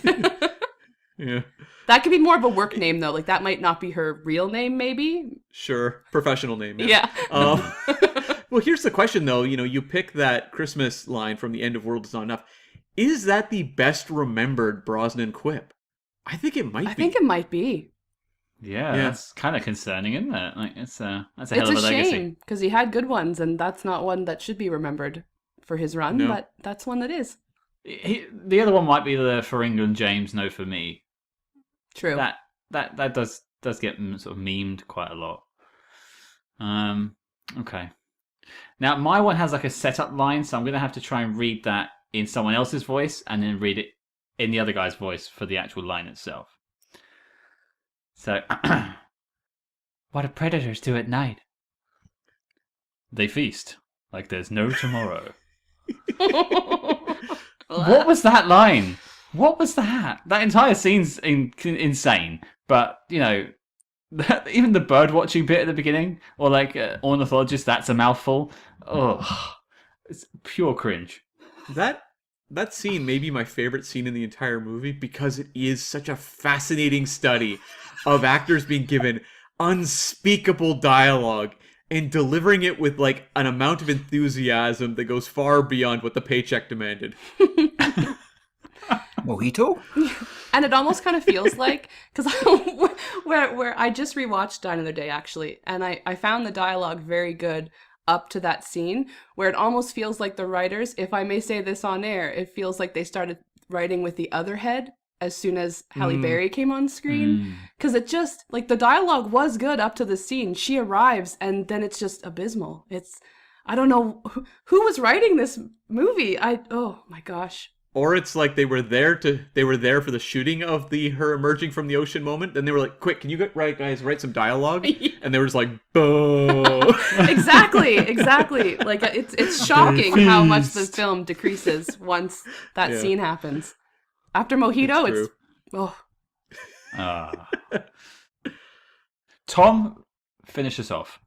So the worst quip for me is it's sort of a sight gag in itself, so it doesn't really work on its own. But it's between Jinx and Bond, and it's sort of after their what should we say, conjunction. She says, Jinx, it's a dark screen, and Jinx says, "Wait, don't pull it out. I'm not finished with it yet." And then you see Bond, and it's a diamond that he's taking out of her belly button, and he says, "See, it's a perfect fit." And it's just, even written down and spoken, it's horrible. It's horrible. And why does she want a diamond there in the first place? Like, what is the benefit of that? And isn't that painful? You're laying on sharp objects. You guys, oh man. Logic is out the window at that point. I'm out the window by that point. Well, good thing it's over. I remember the audience groaning at the Christmas Jones line, whereas I feel like by the time they made it to the end of Die Another Day, they're like, "Yeah, sure, this all fits." Well, I think we all got the thrust of that one.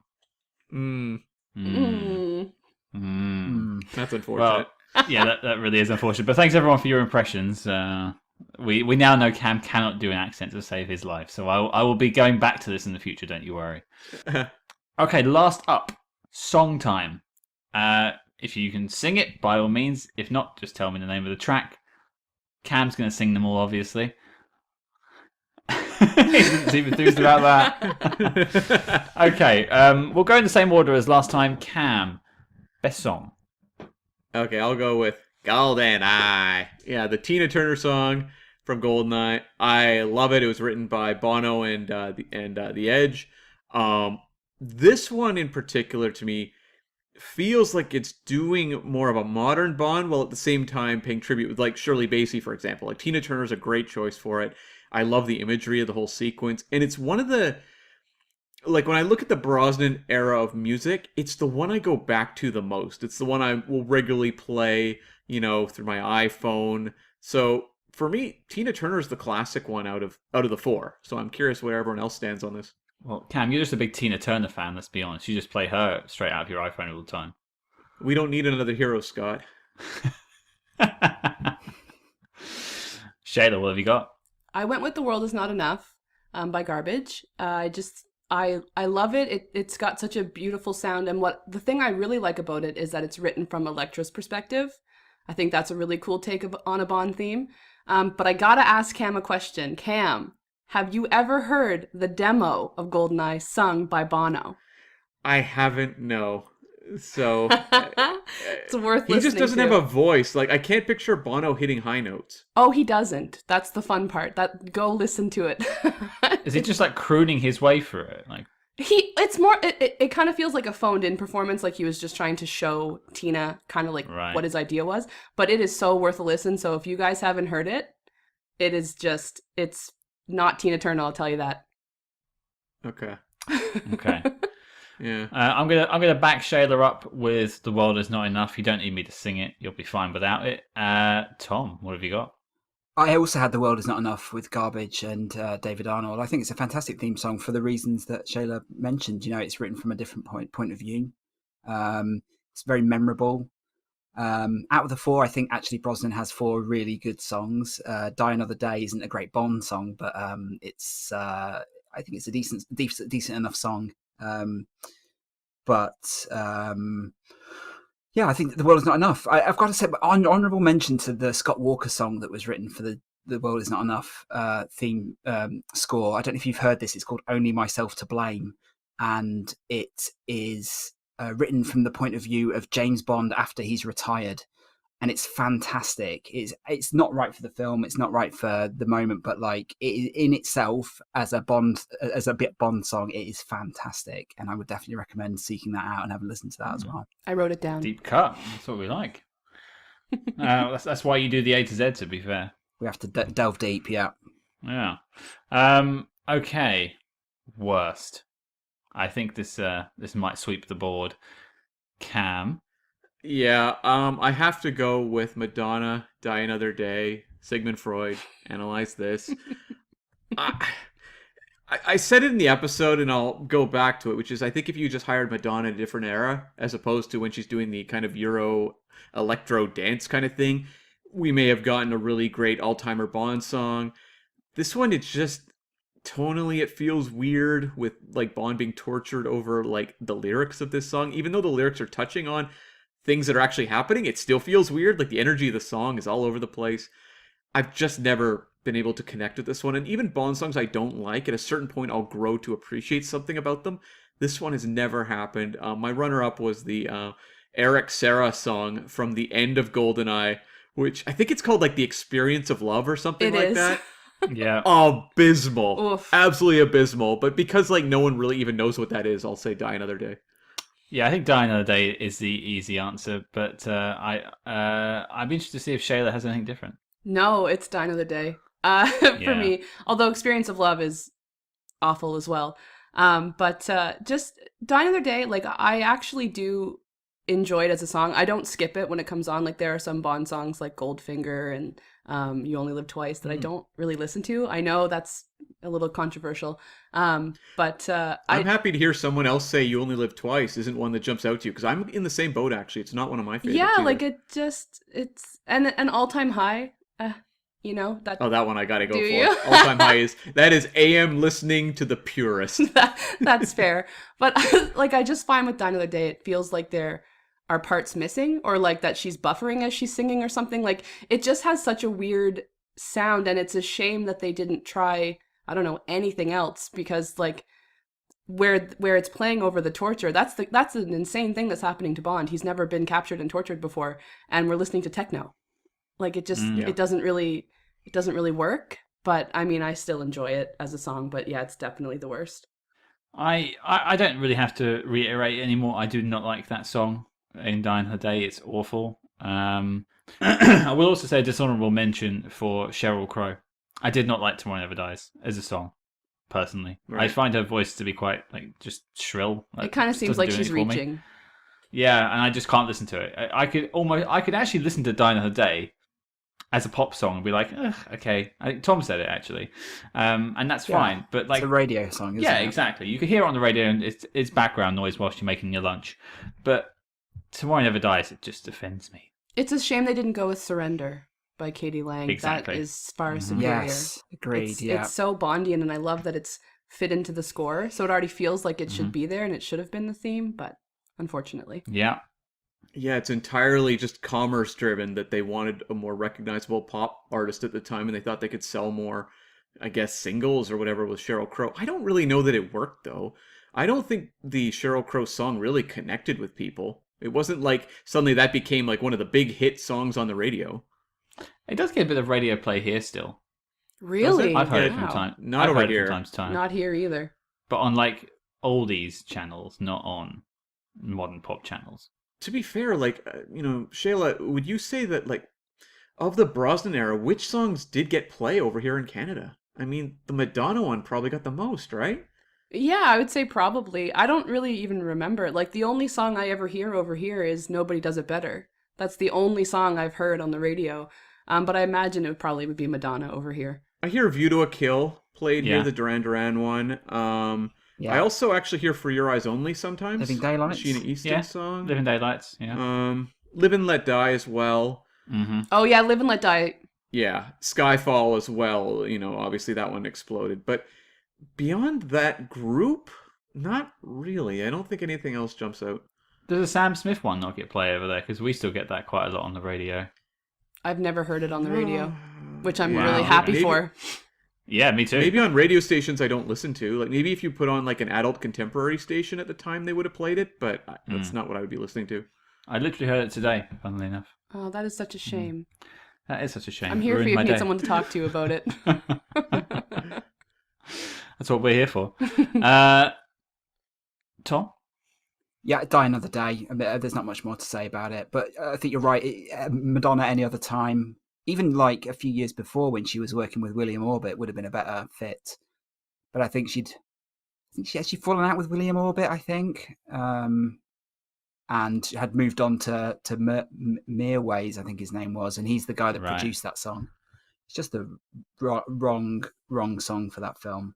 Just not good. I like the clicking sounds at the start that are sort of timed with the scorpion tails. I like that. I'll That give is it cool. that. That's the only kind thing I can say about the Die Another Day song. You definitely reached for that one, didn't you? I did, yeah. Well, The Was Not Enough has run away with the victory on Best Bond Song, and the defeat obviously goes to, I say obviously, Die Another Day. Shock horror. But let's move on to looking back now in our sort of final sections and begin to wrap up on the legacy of the Brosnan Bond. What is his legacy? And I think I'll start us off on this one.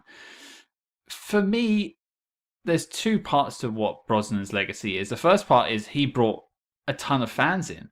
And I think 3 out of the 4 of us owe a lot of our Bond love to Brosnan. I know Cam was an earlier adopter from the sounds of it, but GoldenEye brought me to the game. And I'm thankful for that, and that's part of his legacy. And the other part is maybe not what he did, but what his films allowed the characters around him to begin to do. So we had more developed villains, we had better developed Bond girls, Bond allies, all because of these films, which got us to the Craigs. So I think his legacy, for me personally, is the elevation of all of the other characters in the Bond film. So now it's not necessarily just his film. What do you think, Tom? Yeah, I think that over those 4 films, he took Bond from obscurity almost, or for the verge of obscurity with License to Kill and Living Daylights, to being a bona fide blockbuster series again, right? It was Die Another Day was the highest grossing film in the series. It's like where he left was that the series was on a high point, maybe not critically, but definitely commercially. And also, as you say, about bringing in legions of fans, he's the video game Bond as well. He starred in 6 video games as Bond, which is even bigger almost in a way to securing a new generation of fans than the films themselves possibly. So that will be the legacy. Unfortunately, with Die Another Day, it provided the series with its biggest shark jumping moment, which would then lead to the hard reboot, which gave us the Craig era, which then, set up for another 15 years or however long Craig's been doing it for. So, I think his era may not be looked upon as the greatest era of Bond, but it definitely a crucial one, let's say. Yeah, I definitely agree with that. What do you think, Shayla?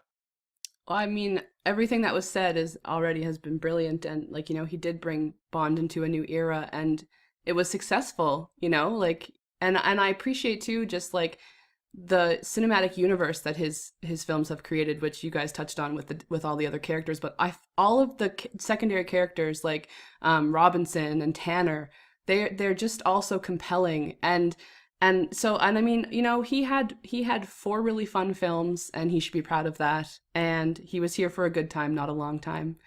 Wish we had him longer, but he should be proud in what he created and where he took Bond. Mm-hmm. Absolutely. Cam? Yeah, I think the thing that Brosnan really did as well is he made Bond cool again. I don't know that by the time you get to those latter era Roger Moore films, people are like, man, this guy's cool. He's fun. They go and see his movies, but I don't think Bond's cool, and I think Dalton, he was a little too icy, I think, for audiences to really connect with, whereas it feels like Brosnan made it cool, not just for, people returning to the franchise, but for young people who are playing the video games. Like, the impact of the GoldenEye 64 game can't be, undervalued. Like, that game really did change the game in terms of bringing fans to the table and getting them invested in Bond. So I feel like even though, Die Another Day doesn't turn out great and doesn't maybe wow people, it gets people invested and excited in a franchise that they think is cool again. It feels revitalized. And so when they're putting together Casino Royale, people are genuinely excited to see what's going to come of it. Like, they want to know, how are they going to do this? And people were angry about Daniel Craig getting cast. And it's because I think there was that association with Brosnan. People were like, hey, we really loved Brosnan. We aren't happy about this Daniel Craig casting. So people were invested. And I also just think, like, it taught them lessons that they probably should have learned earlier. And I mean, Eon Productions, that they made a lot of good strides with Brosnan, the hiring of Judi Dench, characters like Natalia and Wai Lin. But you saw that, like, when they stepped wrong, say with Christmas Jones, or to a lesser degree, but still kind of, fans weren't big on Jinx, for example. Mm-hmm. They heard about it. The public response was not good. And I think it kind of maybe scared them straight a bit, so that they actually wrote really interesting characters in Vesper going forward, in Camille, in Quantum. It feels like they became more invested in writing these characters as fully dimensional as they could and were willing to. And I think they actually succeeded, and why the Craig era is so loved is because those characters really, have an impact. So I think they learned a lot through Brosnan. I think they had more successes than failures, but the failures actually taught them something, versus, like, I don't think when, View to a Kill comes out, that they were like, fans are really angry about this Tanya Roberts character. Let's really change that. I just don't know that they were taking those lessons. It's such a weird thing to summarize his Bond, because he'll be the one I go back to the most.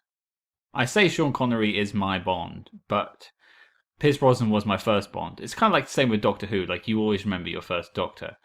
And I will always go back to GoldenEye and Tomorrow Never Dies as 2 of my favorites, and I'll never shake that. And I think that, for me, again, is personally his legacy. Do you guys have any final thoughts on it, really? I think GoldenEye is top 5 all-time greatest James Bond films, and that's largely down to Pierce Brosnan doing such a fantastic job. But in fact, he got better with each Bond film. So he was a great Bond. Just unfortunately, I feel like he maybe didn't have the hit rate that would have made him the best Bond of all time, I think, in terms of the films that he was given. And that's where, you know, the fifth film, Shayla, as you said earlier, really could have secured his legacy forever, but we never got to see it. Well, I think that leads me beautifully onto my sort of final two questions. The first one is just a yes or no. Did it need a fifth, or are you happy with the era as it is? Let's start with Cam. I would have liked a fifth, and I remember being very invested in getting a fifth one at the time. In retrospect, in terms of the fact that Die Another Day scared them into making a really, really great film in Casino Royale, maybe 4 was the perfect number. It's kind of what it needed, that franchise. Yeah. Okay. Shayla? I think he deserved a fifth, and I would have happily set Casino Royale with Daniel Craig aside to get it. I do like Casino Royale with Daniel Craig. I didn't watch it until 2014 because I was so mad about There you go. yeah, about Brosnan getting the boot. But I would have loved to have seen his like, you know, a fifth film, because it kind of bums me out that his Bond ends up with Jinx Johnson of all people.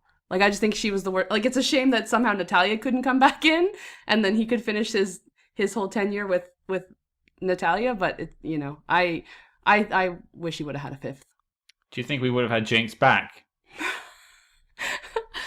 I'm just saying he landed up with her because that was the last girl we saw him with before his era was over. Can you imagine we had our dream and they did a fifth one and it was with Jinx? I think I might boycott the film. No, but hopefully they'd learn and get a better writer in and actually give her some substance. How long do you think that relationship would actually last, though? Probably not very long. No. Tom? Yeah, I think we can't change what's happened, right? There's no point crying over what could have been. I think the only thing that really makes me consider is that I think Pierce Brosnan really wanted to make another one. Mm-hmm. Yeah. And they didn't make another one probably because he was asking for too much money. And that's the upsetting part, isn't it? It just comes down to a business decision. Everyone would have loved it. He would have loved it. It probably could have been a Casino Royale version, a different version. And then that would have meant we didn't get the Daniel Craig version. But, you know, it is what it is. I think there will be a Pierce Brosnan coming back as a spy type film in the near future. I think it has to happen. I think he's at the perfect age for it. He looks great with a beard. And I think we might get another Pierce Brosnan type spy film. And I think it'll be fantastic. There's that Mark Miller project that he's just set at Netflix about this old man spy. It's basically Old Man Logan, but for a James Bond. And it just looks tailor-made for Brosnan. So I think there's still time. Still time for him to do it. He's having a resurgence because you've also got him signing on to play Dr. Fate in the DC universe. So now is the time to make Brosnan bankable once again. And Twitter lit up about that casting. Like, I was like in heaven because I was just reading all these insanely positive tweets about the casting. Even people who didn't know who Pierce was, they're like, oh, this guy looks perfect. It was amazing to be on Twitter when he was announced. I think despite being Shayla's deputy as sort of, head of Team Brosser on Twitter, I'm going to go with no for a fifth film. I think I'm not sure I'd want to sacrifice Casino Royale just to get a fifth film that may or may not be good. Especially if they kept a lot of the team that was working on Die Another Day because it was a successful film financially. Yeah. If they kept that team on, I think we may have been set up for another defeat in like 2004, and they were using more CG and it just looked bad again. Whereas they took a step back and they looked at the bigger picture and came back with, again, arguably one of the top 5 Bond films of all time. But speaking of rankings, here's the final question. We need your Bond Brosnan rankings from worst to best. Let's go with Shayla first. Okay, worst to best. So we've got Die Another Day, and then Tomorrow Never Dies, even though it's not a bad movie at all. And then The World Is Not Enough, and then GoldenEye. Yeah, it's solid stuff. Cam? The worst is Die Another Day, and then a space, then another space, maybe another space. Let's just throw in another space. And then we've got The World Is Not Enough. then Tomorrow Never Dies, then GoldenEye. So I go in basically descending order from GoldenEye onwards, and that I feel like they really had magic with that first one, and I really am a fan of Tomorrow Never Dies, but it feels like they're kind of losing the inspiration they had. Like, it felt like they had really something to prove with GoldenEye, and they were hungry to revitalize that character, whereas I feel like they kind of began to rest on their laurels and pick interesting elements like Elektra, who's great, or a lot of the stuff in Tomorrow Never Dies I love. But it didn't feel like they had that that drive they had with GoldenEye. Yeah, I can definitely see that. What have you got for us, Tom? Same as Shayla, so Die Another Day, Tomorrow Never Dies, World Is Not Enough, then a few spaces, and then GoldenEye. It's interesting because I probably come down more on Cam's side, so it would be Die Another Day, The World Is Not Enough, Tomorrow Never Dies, GoldenEye, so basically the reverse order. But I think it really depends on those two middle films, on how I feel on the day. If I want a more serious Bond film, I think The World Is Not Enough is actually more of a serious Bond film and more interesting. But from a fun standpoint, Tomorrow Never Dies beats The World Is Not Enough. That's fair. I mean, it's just like nonstop. It's just action. Yeah, it's just a jolly ride. I also want to just, before we wrap up and say goodbye here, I just want to also credit the Brosnan franchise with killing its villains in spectacular fashion every time out. That's something that the other Bonds frequently didn't get to do. And I mean, every villain in the Brosnan franchise dies horribly. Horribly. So props to you, Brosnan. Thanks for making that happen. What's your favorite death? Quickly. Who have we got? I mean, Sean Bean's is amazing, but the Elliot Carver getting just ground to pieces with a giant drill is incredible. Bond's so close to him when he does that as well, isn't he? He sort of just like sidesteps him and just puts him into this drill and just... He should have been just covered in like guts. Yeah. Oh, that's a very good question, me. I'm gonna go for I want to be like Renard and get like shot through the chest with a rocket. Sure, yeah. And like the dull end, like that's even worse. Oof. That's gotta hurt more. Shayla? I'm gonna go with Trevelyan because I cannot get over that leg shatter. Like it's like, and then he doesn't even die and has his whole operation fall on top of him. Oh my goodness! But I mean, Gustav Graves was good too because I'm also a big fan, Cam, of the oh look, parachutes for the both of us. Whoop, not anymore. Like I think that's so. You've got that accent down, actually. That's pretty good. Thank you. I've watched that movie more times than I'd like to admit. But it's got to be Trevelyan. Tom? Yeah, I'll just go with Gustav Graves. Complete the set. It's a very Incredibles type death, isn't it? It is. You know, getting sucked into the engine. It's I was just checking then to see which came out first, and Incredibles came out 2 years later. So Gustav Graves did it first. Nice. Well, guys, I think that brings to a close our marathon session talking about our man Brosnan. Potentially one of the best Bonds of all time, but we'll leave that up to you. What I want to do right now, though, is thank our brilliant guests. Shayla and Tom, thank you so much for joining us. Thank you so much for having me. Yes, thank you for having me. I've been a long-time fan of your show, so it was a pleasure to come on. Oh, thank you. Where can people hear more from you both? Shayla, you first. Where can they hear more from you? Well, I have a YouTube show called Sweet Time with Shayla and Chelsea. We're best friends, and we just do a lot of fun competitive games, and we write songs and just have a lot of fun. You can find us at sweettimeshow.com. And if you want to come chat with me on Twitter about Bond or movies or anything, I'm always down for that. And my handle is Shaylay, SHAYLAYY. Or just type Brosnan into Twitter and she'll find you. That's true, yeah. Just send out a Brosnan tweet, I'll find you. Yeah, exactly. What about you, Tom? You can find me on Twitter at Tom Butler, TOMBUTLER, and then the James Bond A to Z podcast is on all podcast platforms. We're also on Twitter and Instagram at James Bond A2Z, so ATOZ. It's always willing to talk Brosnan with anyone online, so come find me. Yeah, no, that's awesome, and we'll have links to the show notes for sure for everyone to follow you guys as well. Yeah, again, just thank you both for joining us. It's been an absolute treat. Thank you. Time for a mojito. Mojito. Now, before we set course into the stormy seas of the Pierce Brosnan era of James Bond, we took a moment to sit down with Nicolás Suszczyk, who's of course the writer of books like The Bond of the Millennium and The GoldenEye Dossier. You could say he wrote the book on the Pierce Brosnan Bond, and we are looking to, I don't know, complete that saga today with our discussion. So we thought as a good intro, we would talk to him. Yeah, I'm really excited for everyone to hear this. This man, as you said, wrote the book on the Brosnan era, and I think his insights will be very intriguing to a lot of you. So yeah, without further ado, Cam had the chance to sit down with him, of course. So Cam, roll that clip. Hey, Nicholas. So my first question for you is, what was your first exposure to the Brosnan Bond?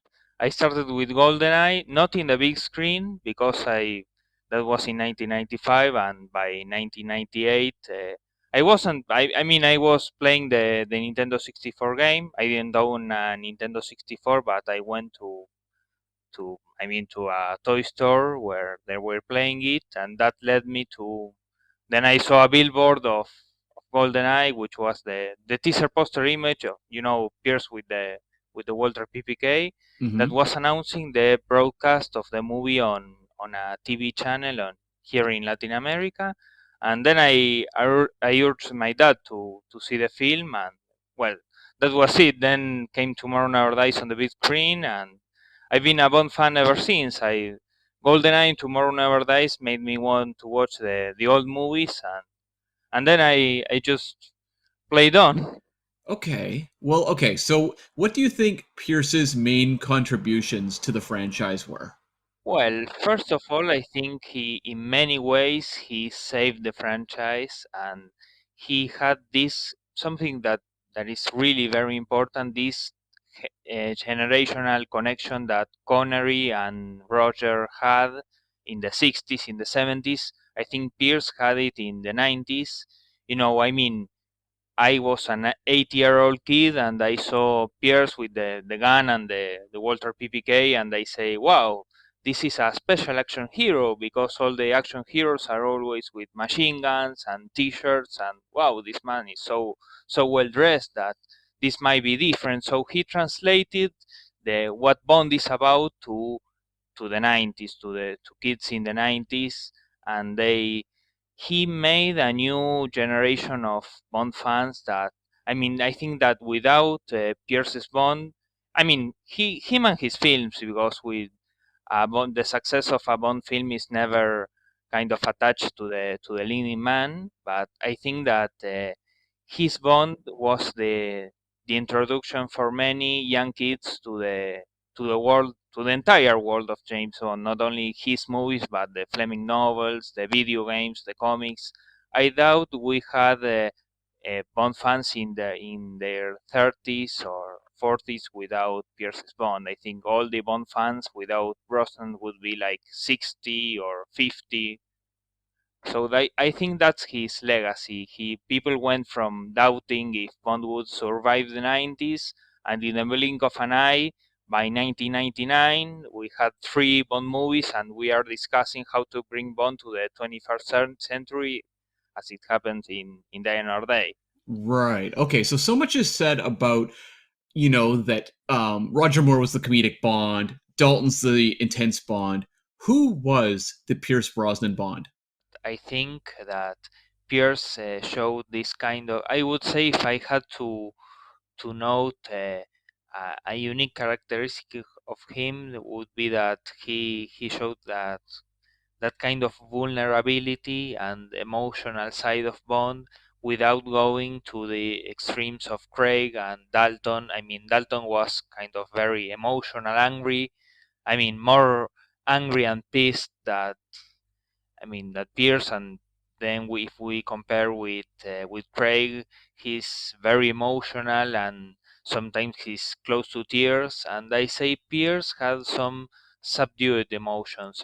He's you can see he feels the strain of the job, and he feels things for Electra and for Trevelyan with all the losing a friend thing and the revenge angle that Dalton and Craig handled very well, but in a more subdued way. I mean, he moves on and nothing clouds his judgment. And other than that, at large, I think Brosnan guaranteed that Bond could go on in the 21st century. I mean, without him, like I said before, we wouldn't have young Bond fans. I mean, Bond fans of our age wouldn't be Bond fans, I think, without Pierce. We only have senior Bond fans, so to speak. Okay, well, I've got to ask then. We've summed up the Brosnan era. How do you rank the movies?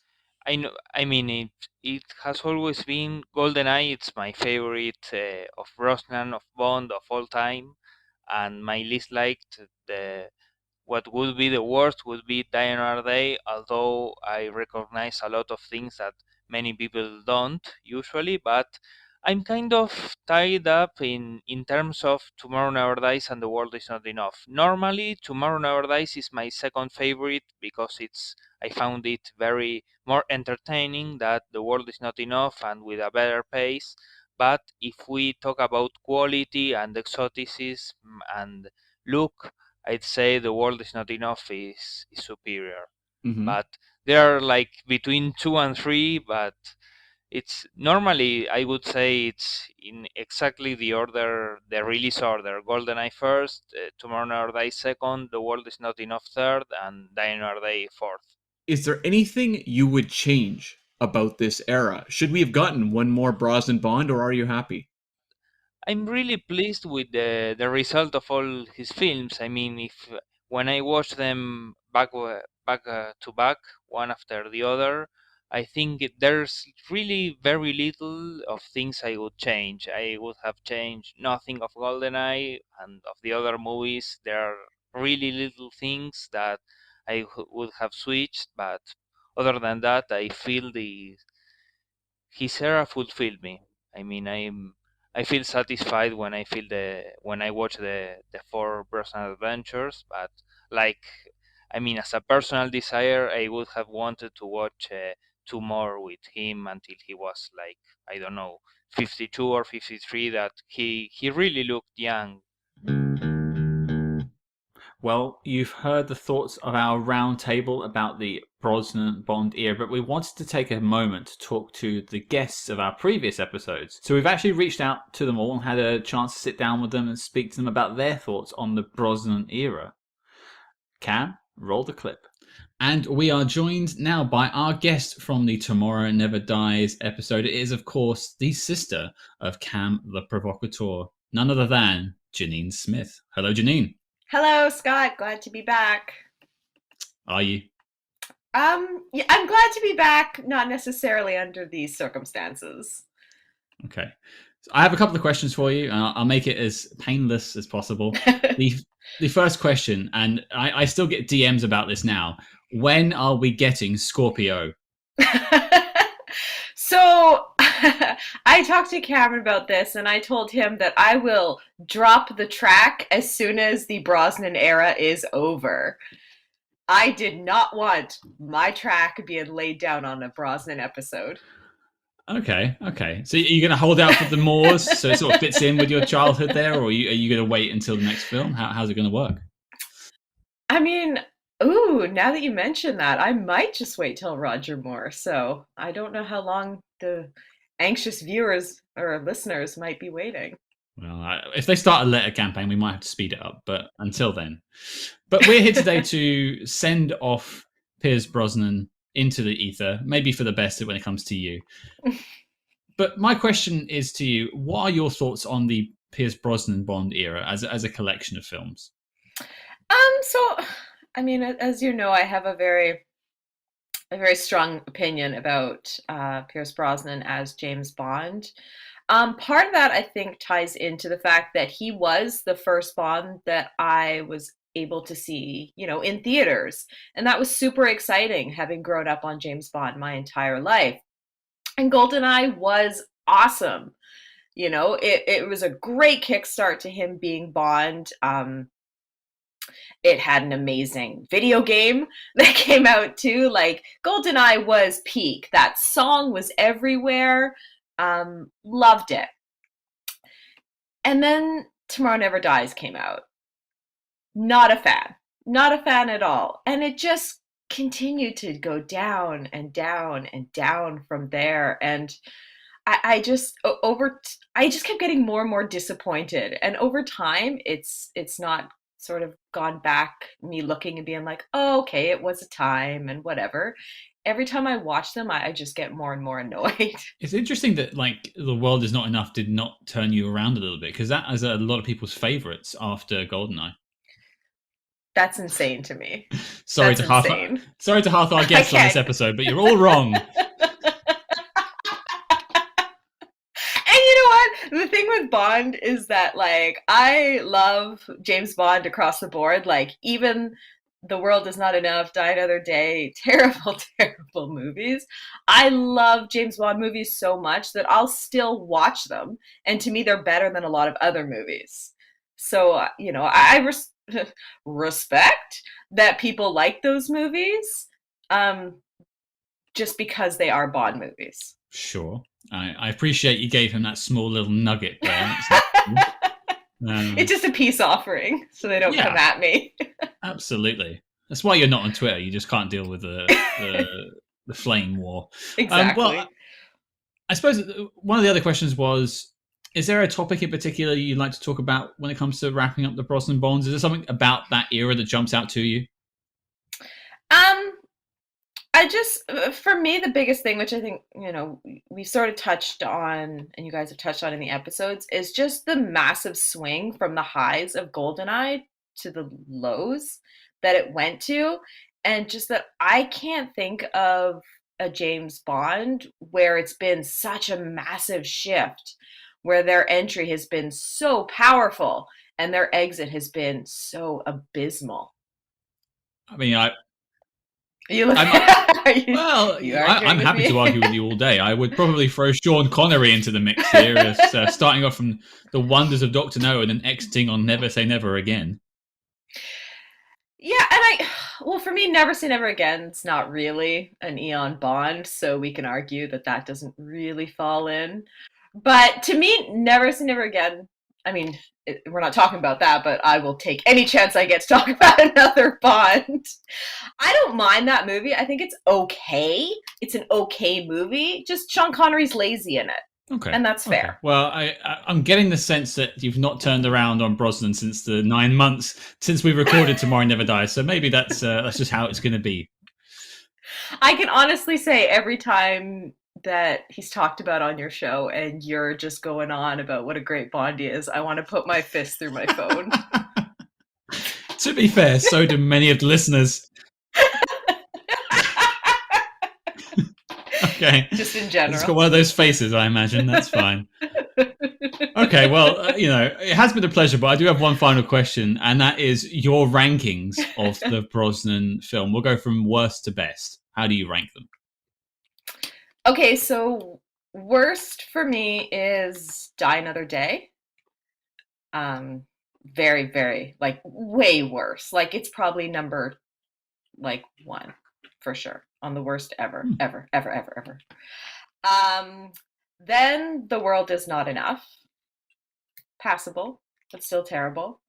Tomorrow Never Dies then falls into that. Fun, but not good.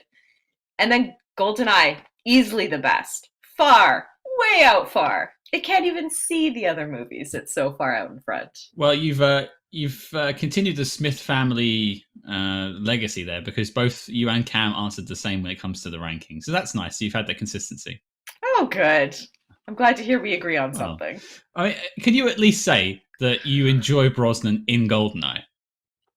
I love him in GoldenEye. Okay, we got that on the record. Print it. I love him in GoldenEye. The chin acting will always irk me a little, but it's not as egregious in GoldenEye. Well, so I'll take it. You've definitely gone out on an all-time high here. So, Janine, thank you for stepping once again into the breach that is Brosnan, and hopefully we'll see you down the Bond roads later on. Awesome. Thank you so much.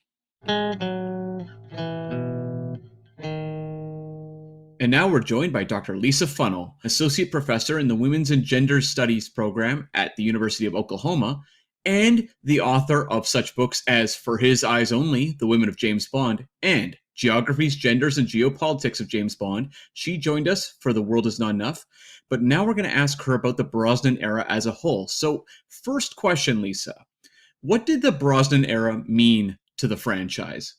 I think the Brosnan era signifies the return of James Bond in the 1990s. There was a lot of uncertainty after the Dalton era as to whether or not we would even have a James Bond franchise, as to whether or not we would see the return cinematically of this popular culture icon. And then you get the Brosnan era, which not only sends the message, like the question gets asked, do we still need James Bond? Really, that's the question being asked. And then you get GoldenEye being like, oh, yes, we do. And the rest of the film say, and we still do. And to me, it heralds the return in such a meaningful way. Pierce Brosnan is such an exciting James Bond. He looks the part, he acts the part, he sounds the part. He brings humor back to the James Bond franchise. He's more action oriented.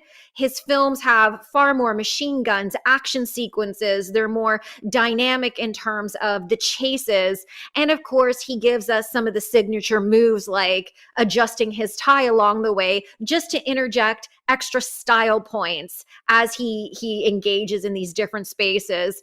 And so for me, I feel as though the Brosnan era is a golden age of James Bond.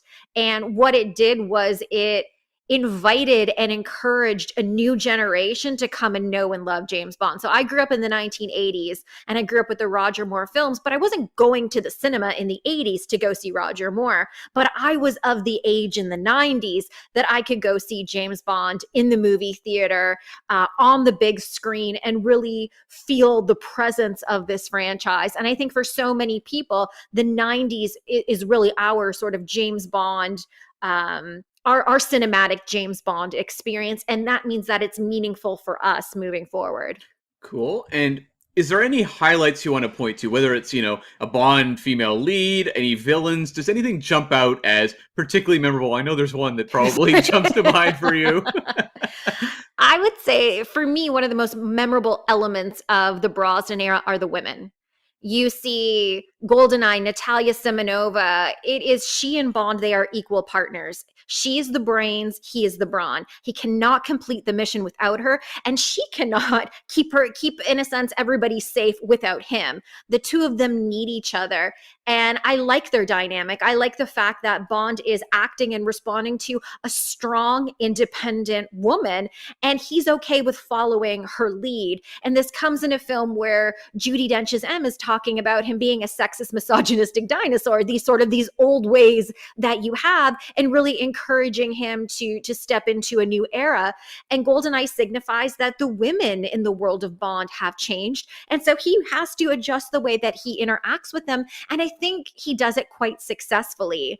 And then we get to Tomorrow Never Dies. We get Michelle Yeoh, who is this dynamic Hong Kong action star who is, again, a partner to James Bond. She's a co-hero, but let's be honest, she steals every scene in which she is featured. She's so dynamic cinematically in terms of her action and even just her presence. She holds her own ground. And in the scenes and sequences that they have together, not only does she outfight him and outshine him, she also in many ways takes over that role that he plays, where he oftentimes cracks jokes at the expense of women. And so it's in her lair with her Q-like gadgets that Bond's the one who's setting off devices, and she's just sitting there watching and laughing along. And you see some humility come in, right? That he's like, okay, this woman's capable, competent, she's my co-hero. And okay, I'm going to follow her lead because I don't actually speak Chinese and I can't read Chinese characters. And then when we get to The World Is Not Enough, we get our first woman arch-villain. Yes, she's the first one in the series. It's Elektra King. We did a podcast talking about Elektra King, and you would think that 19 films into the franchise, we might have had another woman arch-villain, but we don't. she is our first, and she's somebody who plays on Bond's affinity for quote unquote the Bond girl, right? She plays on his emotions. He falls in love with her. We kind of fall in love with her. And then she turns things around and she uses his in a sense, his libido and his love and the way that he connects with women in order to move them onto their side, onto his side. She utilizes the same tactics against him and comes out in many ways on top. And then of course you have the ending where he has to kill her because there is no world in which she won't continue to manipulate him. And by the time we get to Die Another Day, I mean, Halle Berry's character is a little bit hit or miss with me. I think Halle Berry is a great actor. I think that she is a great action star. Go watch John Wick 3. See her dog Fu. I mean, she's very dynamic and she has quite a presence there. I think her character was just a little bit too cookie cutter, cut out.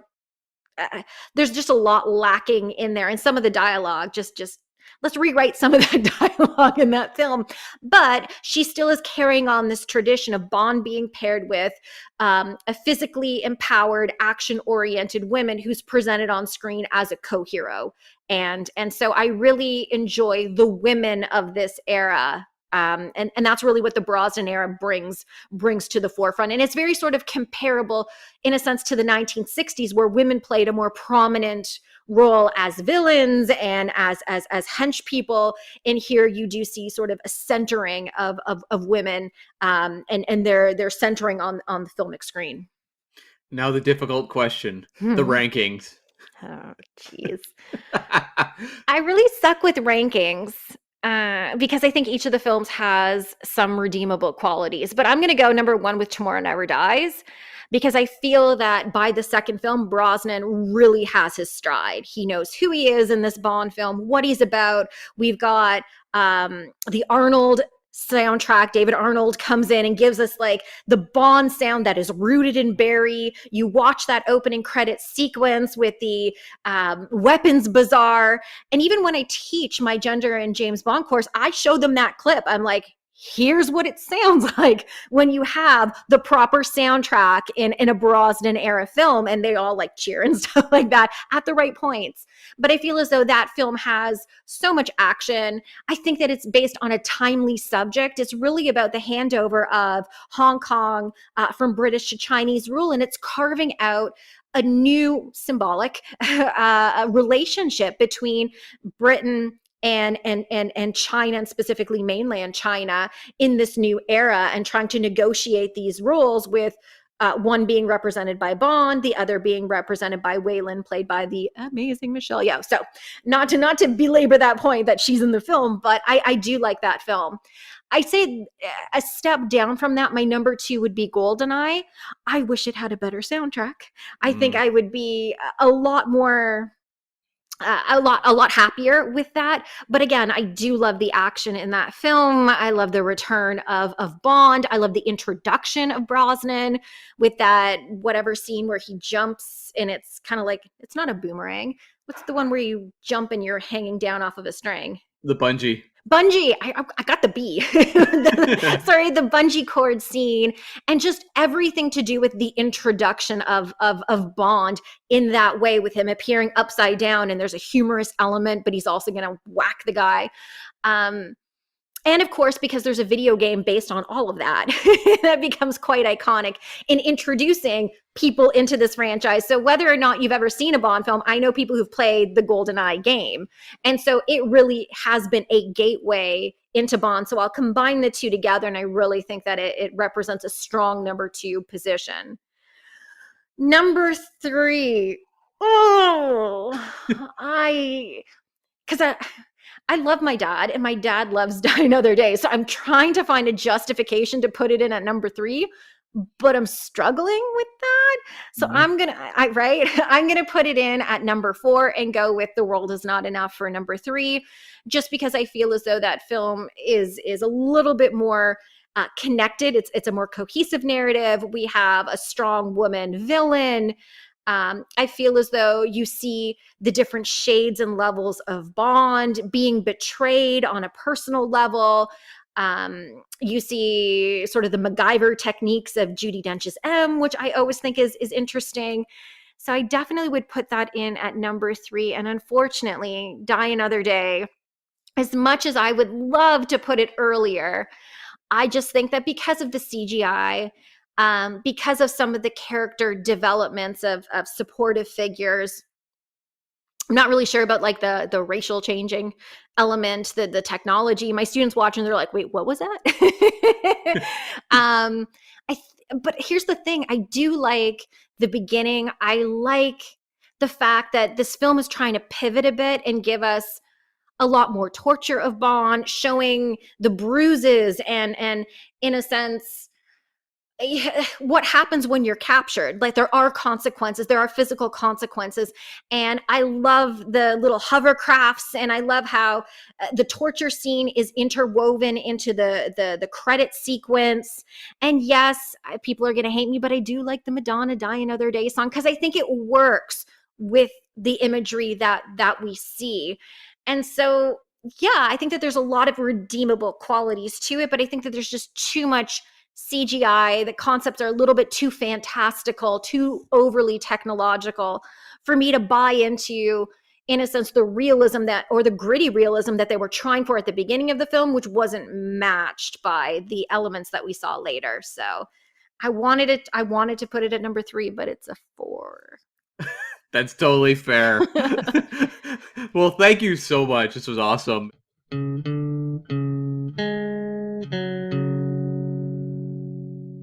And joining us now, it is our guest from our recent Die Another Day episode. It is, of course, Em from the Verbal Diorama podcast. Hello again. Hello, I'm back. You She's couldn't back. keep me away. She just wants to talk more about Die Another Day, obviously. I desperately do, because I feel like we didn't talk enough about Die Another Day the last time I was on. We could have gone for hours, but, you know, much like all good things, it had to come to an end. Yeah, sad But- times. Just like Brosnan's Bond. Well, and that's what we're here to talk about. So, all the guests that we're getting back, we're asking one simple question, and they're asking their rankings of the film. So the first and main question is, what do you think about the Brosnan legacy? What is his legacy when it comes to the Bond films? For me, and obviously I've given this a great deal of thought, in that at least half an hour's worth of thought. And for me, I kind of feel like if you're a millennial, which I am, and I assume yourself also Correct. is a millennial, and Cam as well, that I feel like for millennials, the Brosnan Bond is Bond. You know, this is the Bond that the millennials kind of most associate with. It's the one that kind of most of us grew up with. And I think that maybe there's a touch of perhaps rose-tinted spectacles when it comes to reassessing these particular movies, because I think that kind of favours them slightly. I think when you look at Bond, I mean, at this point, when Brosnan took over, it had been 6 years since Licence to Kill. And people, I think, at the time, I mean, obviously I was quite young, I'm just kind of going off what I've kind of heard, was that people wanted kind of a new modern take on Bond. And I kind of feel about Pierce Brosnan, I mean, he's an incredibly attractive man. Let's be frank. He's very handsome. Correct. He's not overly campy like Roger Moore was.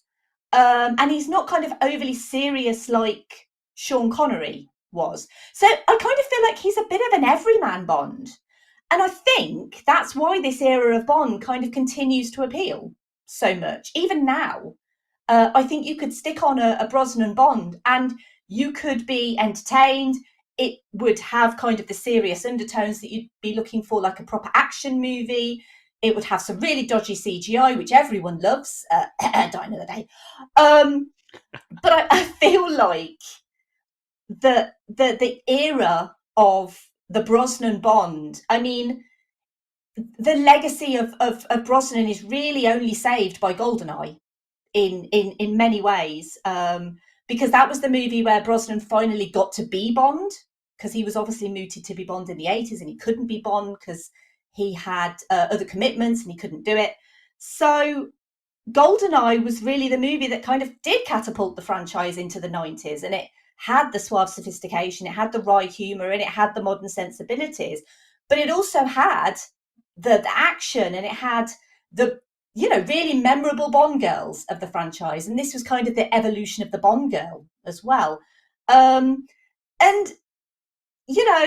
as much as I have affection for Die Another Day, because clearly I do, because I came on your podcast to talk about Die Another Day, the other movies, it just kind of petered off a little bit for Brosnan after GoldenEye, and then that's always going to be kind of disappointing to me, that Brosnan never really got an opportunity to be that kind of gritty, serious, proper action star lead, real kind of meaty, the sort of stuff that Die Another Day had in its opening, because we talked about that in the episode, about a gritty opener, about how interesting that was to see Bond being tortured.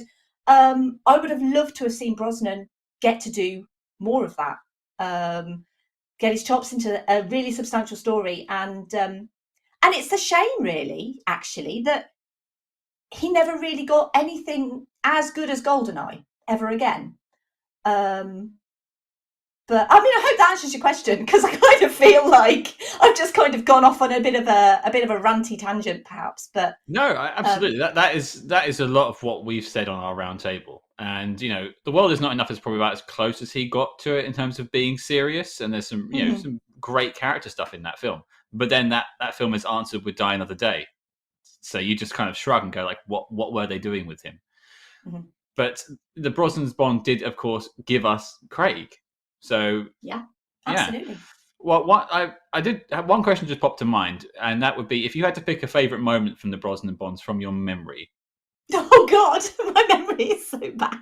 I mean, you can't go with the parachute surfing scene from Die Another Day, because we spoke enough about that in the episode before. But if there's anything that springs to your mind, what would be a favourite moment or memory? You've really put me on the spot now, because we can skip this if you want. No. I tell you what, one thing has come to mind, and it's the worst possible thing that anyone could ever associate with these movies. And it's that god-awful Christmas only comes once a year line. That's it. That's genuinely the first thing that came to my mind, is Christmas only comes once a year. Dr. Christmas Jones. Dr. Christmas Jones, Denise Richards. I mean, God help her. She's an incredibly beautiful woman, and I mean, yeah, you'd obviously want to A, be Denise Richards, or B, be with Denise Richards, but Christmas Jones, I mean, but yeah, that's it. That's kind of the first thing that popped into my mind as soon as you asked that question, pretty much. I didn't ask what was the most cringiest moment, but you gave that to me anyway, so thank you. Well, you're welcome. You're welcome for Christmas Jones. Yeah, well, the world is welcome for Christmas Jones. The world was not enough. But okay, the last question then is, what is your Brosnan Bond ranking? Let's go from worst to best. Okay. So I'll be completely honest, a little bit of a behind the curtains for the listeners is I didn't know you were going to do this. And so I literally put this list together in about 2 seconds flat. I didn't really give it a great deal of thought. I'm sure. And I know you can back me up on this, Scott, because we were already having a conversation when you asked me. So how quickly. I'm sorry, this is a complete fabrication. She's just trying to avoid the hate mail. That's all this is. Okay, so the worst one, I mean, I kind of have to give it to Die Another Day, and that's kind of despite the things that I did like about it. And I certainly don't think it's the worst movie ever made. But if you're going to say, well, what's the worst Brosnan Bond, you kind of have to go with Die Another Day, because it's really quite ridiculous. It starts quite well and then just devolves rapidly into the schlocky ridiculousness of ice surfing. So I feel like you just have to go with Die Another Day. And then the next two were kind of a bit interchangeable for me. And to be perfectly honest, I've not seen either in a little while. But after this, I am going to go and rewatch GoldenEye. Definitely 100% I'll rewatch GoldenEye, because I really do want to see that one again. But third, I basically put Tomorrow Never Dies, for reasons. I mean, I kind of just had to choose one or the other. And That's then fine. second, well, I mean, clearly Christmas Jones has saved this movie, and obviously it is the only thing I could think of. So The World Is Not Enough was number 2, purely for Christmas Jones.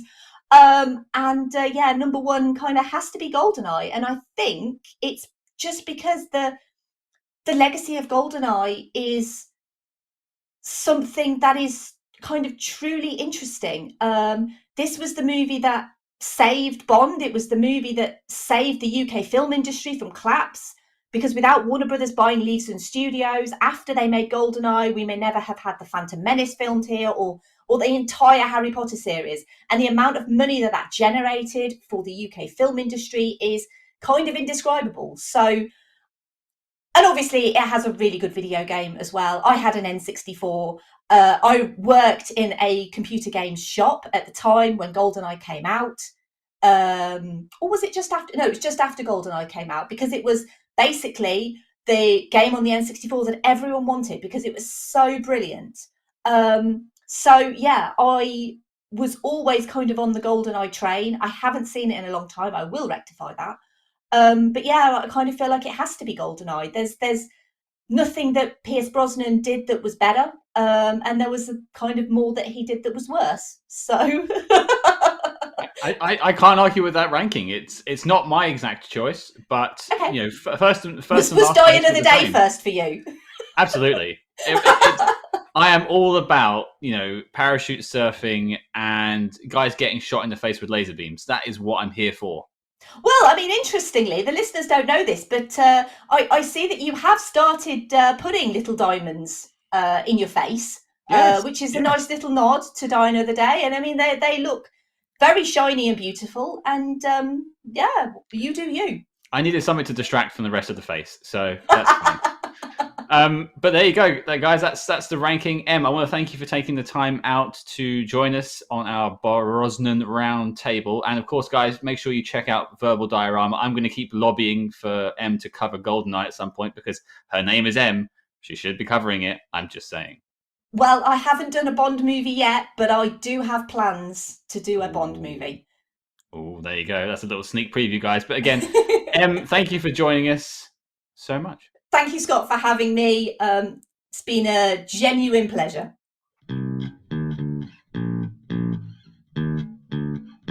It was great to have our previous guests show up again to send off the Brosnan era, you know, with love.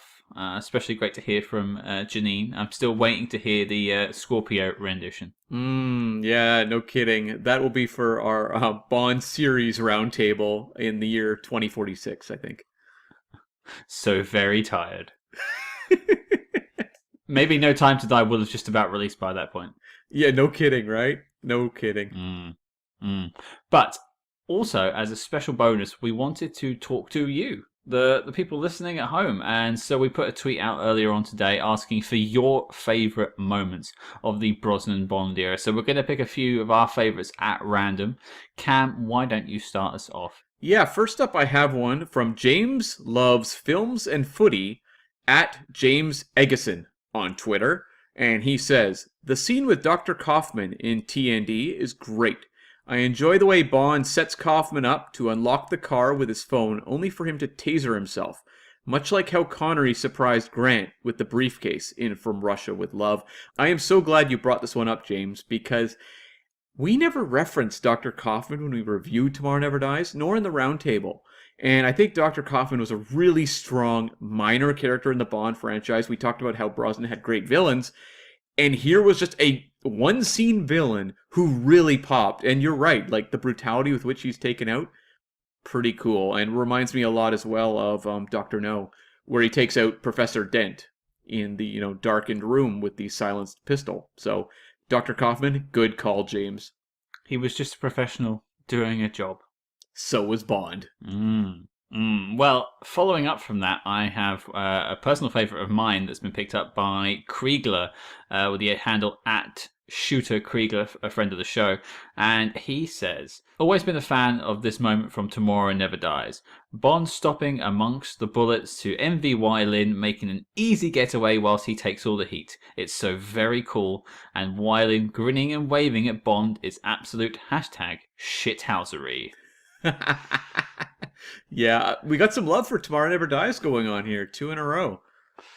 Yeah, I mean, and to be fair, I didn't talk nearly enough about Wylin in our roundtable discussion, but I did talk about her a lot on the episode we did on the film. But yeah, this is a great scene. It's a good moment where Wylin is showing she is as capable as Bond. Yeah, and Michelle Yeoh is so fantastic, and again, like, it's the type of actor that they chose there that I would like to think influenced the decisions they made post Brosnan, where it's like, look, let's get back to characters like Wylin, who had the audiences really excited.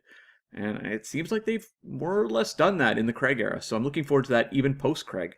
My next one is from D. Chandry, also at D. Chandry, who says, my favorite Brosnan moment is the fight in GoldenEye on the boat, where he wipes his face with the towel after. That was the moment I knew Bond was back. Shout out for the tank chase, though. Both great moments. That fight on the boat, I like that you highlighted that one, because it is a smaller moment. When we think of great Bond action scenes in the Brosnan era, we tend to think of things like the tank chase, which is, of course, awesome. But also, we talked about the cradle battle at the end of GoldenEye, as well as, I referenced the stealth boat, shootout in Tomorrow Never Dies.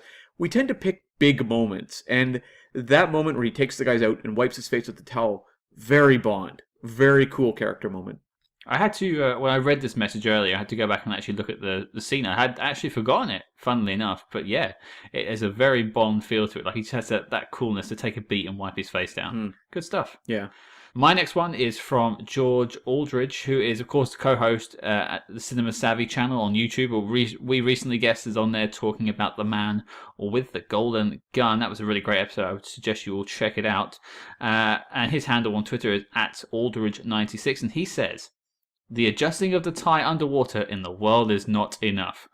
I am here for tie adjusting Brosnan. We didn't mention that on the episode, but he's got a few of them. He's got the one on the tank as well in GoldenEye, which is my favorite, or one of my favorite scenes in GoldenEye as well. Yeah, and it feels like it's something that was carried forward a little bit, because I think of Craig adjusting his cufflinks in Skyfall. So, really fun moment. So I think I have one last one I would like to highlight, because it's actually from Die Another Day, a movie we've bagged on, but The Words Are Not Enough, which is the Twitter account for the podcast, The Words Are Not Enough, and that actual handle is at TWANE Pod. They highlighted a moment from a movie we picked on a lot, and they say, not Bros's coolest moment per se, but I adore this entire sequence in Die Another Day, and he's referring to the one where Bond knocks out the guy, puts him in the wheelchair to break into the clinic in Cuba. He continues and says, I like how Bond targets this rich asshole for harassing the staff and uses him to get to the clinic, then uses him again as a distraction. It's so petty and yet so richly deserved. And it's a really fun moment. It's one when I now start to imagine it, just judging from the description there, going off of the description. It is a very fun moment, and it's the sort of thing that I think at its best Die Another Day does well, which is these kind of very almost darkly funny Bond moments. We get a few earlier on in that movie, and that is a really solid one. The bit where he's getting tortured is hilarious. Oh, comic gold. But, I think of all the stuff in the hotel room in Hong Kong, for example, is really fun, too. Yeah. And it's funny you mention that, Cam, because a little later this week, we sat down with Rachel Grant, who, of course, plays Peaceful Fountains of Desire, the masseuse / Chinese spy ? In that scene, and we had a really interesting chat with her. So I suggest you check that out later in the week. Definitely, yeah. Well, I'll finish this off with actually one of my personal favorites, and it was picked up by friend of the show, John. He goes by Not Perfected Yet, and his handle on Twitter is at Not Perfected Yet. He also has a really great blog that I suggest everyone checks out. And he simply says, ducking away from a bullet ricochet like it's nothing, with a picture of Brosnan ducking away from the shot as he's laying the mines towards the end of GoldenEye. It's just one of those cool moments because he just dodges the bullet like it's nothing. Like he's seen it coming. He's so cool. I'm so glad that he brought this moment up because I did not even think to mention this in the roundtable. I can't remember, it's been so long ago now, but I don't even know if we mentioned that in the GoldenEye review. But this is one of the great Brosnan moments, and it's not flashy. It's not the sort of thing that when people put together their YouTube best of Brosnan Bond reels, that this moment necessarily makes it. But it is such a fantastic Bond character moment and just shows how, calm this guy is under fire. So great moment. I'm so glad you brought this one up. Perfect choice. Now, there were plenty more answers on Twitter. We're sorry we couldn't get around to everyone's, but if you want to hear us do this more often, let us know and we'll start doing more of these interaction moments in the show.